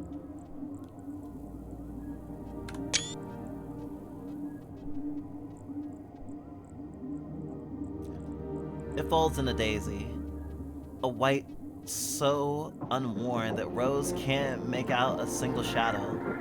Limp wires spring back into life, snaking into Daisy's chest to form mechanical veins. They hum with energy, pulsing as electricity flows through it once more. It grows so hot that Rose needs to pull their hand away, so bright that they need to squint against it. They can see Daisy smiling. The heart melts as if it had never been away from Daisy, falling back into them. Seems dissipate as Daisy finally looks up at them. There's a shininess to their eyes, a substitute for a wetness that can't be there. Daisy's chest is a beacon birthed into a machine. Its glow ebbs and flows in a familiar rhythm, and the rhythm of Rose's stays back in the satellite. And then, as though an unseen conductor had raised their baton, the moon's symphony begins. One by one, the systems come back online. The quiet hum of electricity, the riot of scrap around them falls away, echoing down into the core's abyss like a torrential downpour. Then, everything is at rest. The core is not silent in the literal sense, filled with the ambient noise Rose could hear from the satellite. The heart beats. A sigh escapes Rose. Not one of tension, relieved, or anxiety, but of pure contentment. Like the cup of evening tea that they haven't had in a year. The noise washes over them, a wave of calm. It resonates through the chamber. This is not the silence of the dead and dormant. This is the noise of the living. I am. I am. I am. You too. Rose looks up. Daisy's hands cradle their chest. Their expression is gentle, so different from the blank nothingness from minutes before. Can you come closer? This is a new kind of request, different from them asking Rose to free their hands. Not a pragmatic need, but a personal one. Violet and Rose oblige. This actually reminded me of the end of We Know the Devil. Well, at least one of the endings.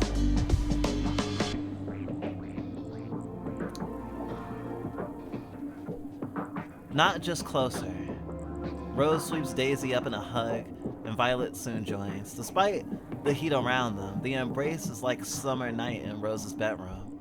The cool breeze through the window. It's like being hugged by. It is like hugging an angel.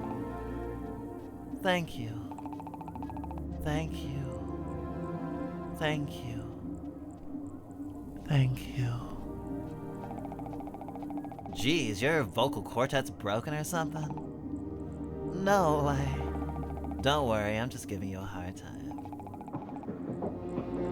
She's glad you're alright. We're glad you're alright. The ends of Daisy's hair tickles Rose's cheeks. The air-static crackles like rain on a window. It must have been hard. I mean, honestly, it wasn't really. Rose frowns. Violet clears her throat. Okay, fine. Make me say it again. Taking it off was scary. Taking a leap was scary. Of course, it was the scariest, stupidest thing I've ever done, but I saw you up there and I was so scared that I'd blink and it'd be the last time I ever saw you again. And when it came down to that, it's not like I even had a choice. Not that if the other option is leaving you. But even if you'd been fine on your own, I'm glad. I'm glad I stepped out. Then I'm very happy. If this resulted in something good for you two, then... But we did it for you. They bite back what they want to say. The words that almost come tumbling out of their mouth. But Violet scoffs.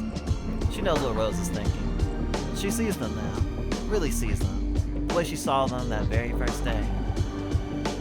I trust you two. But please, seriously, don't ever put me through that shit again. Promise. Okay. Taking that leap, believing in the ground, believing in the future. Against all odds.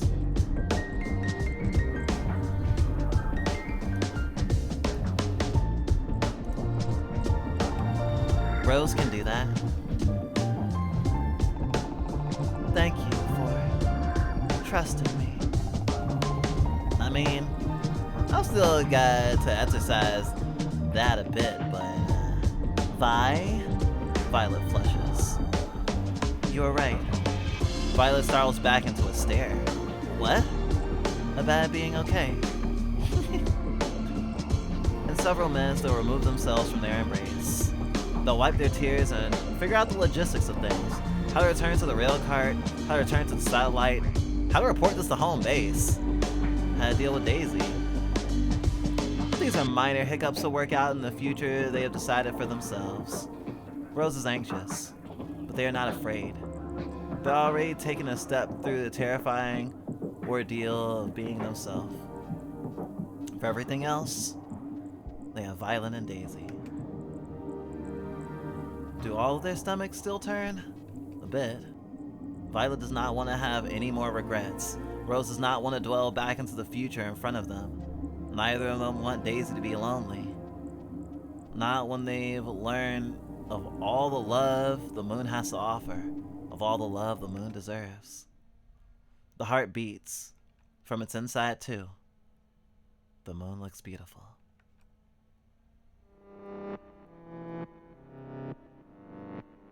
A game by Team Said the City? Thank you. Thank you, thank you, thank you. Daisy, I'll wear my nails for you. I'm half crazy, something of something new. Daisy, Daisy. Oh, there we go. Give me your answer too.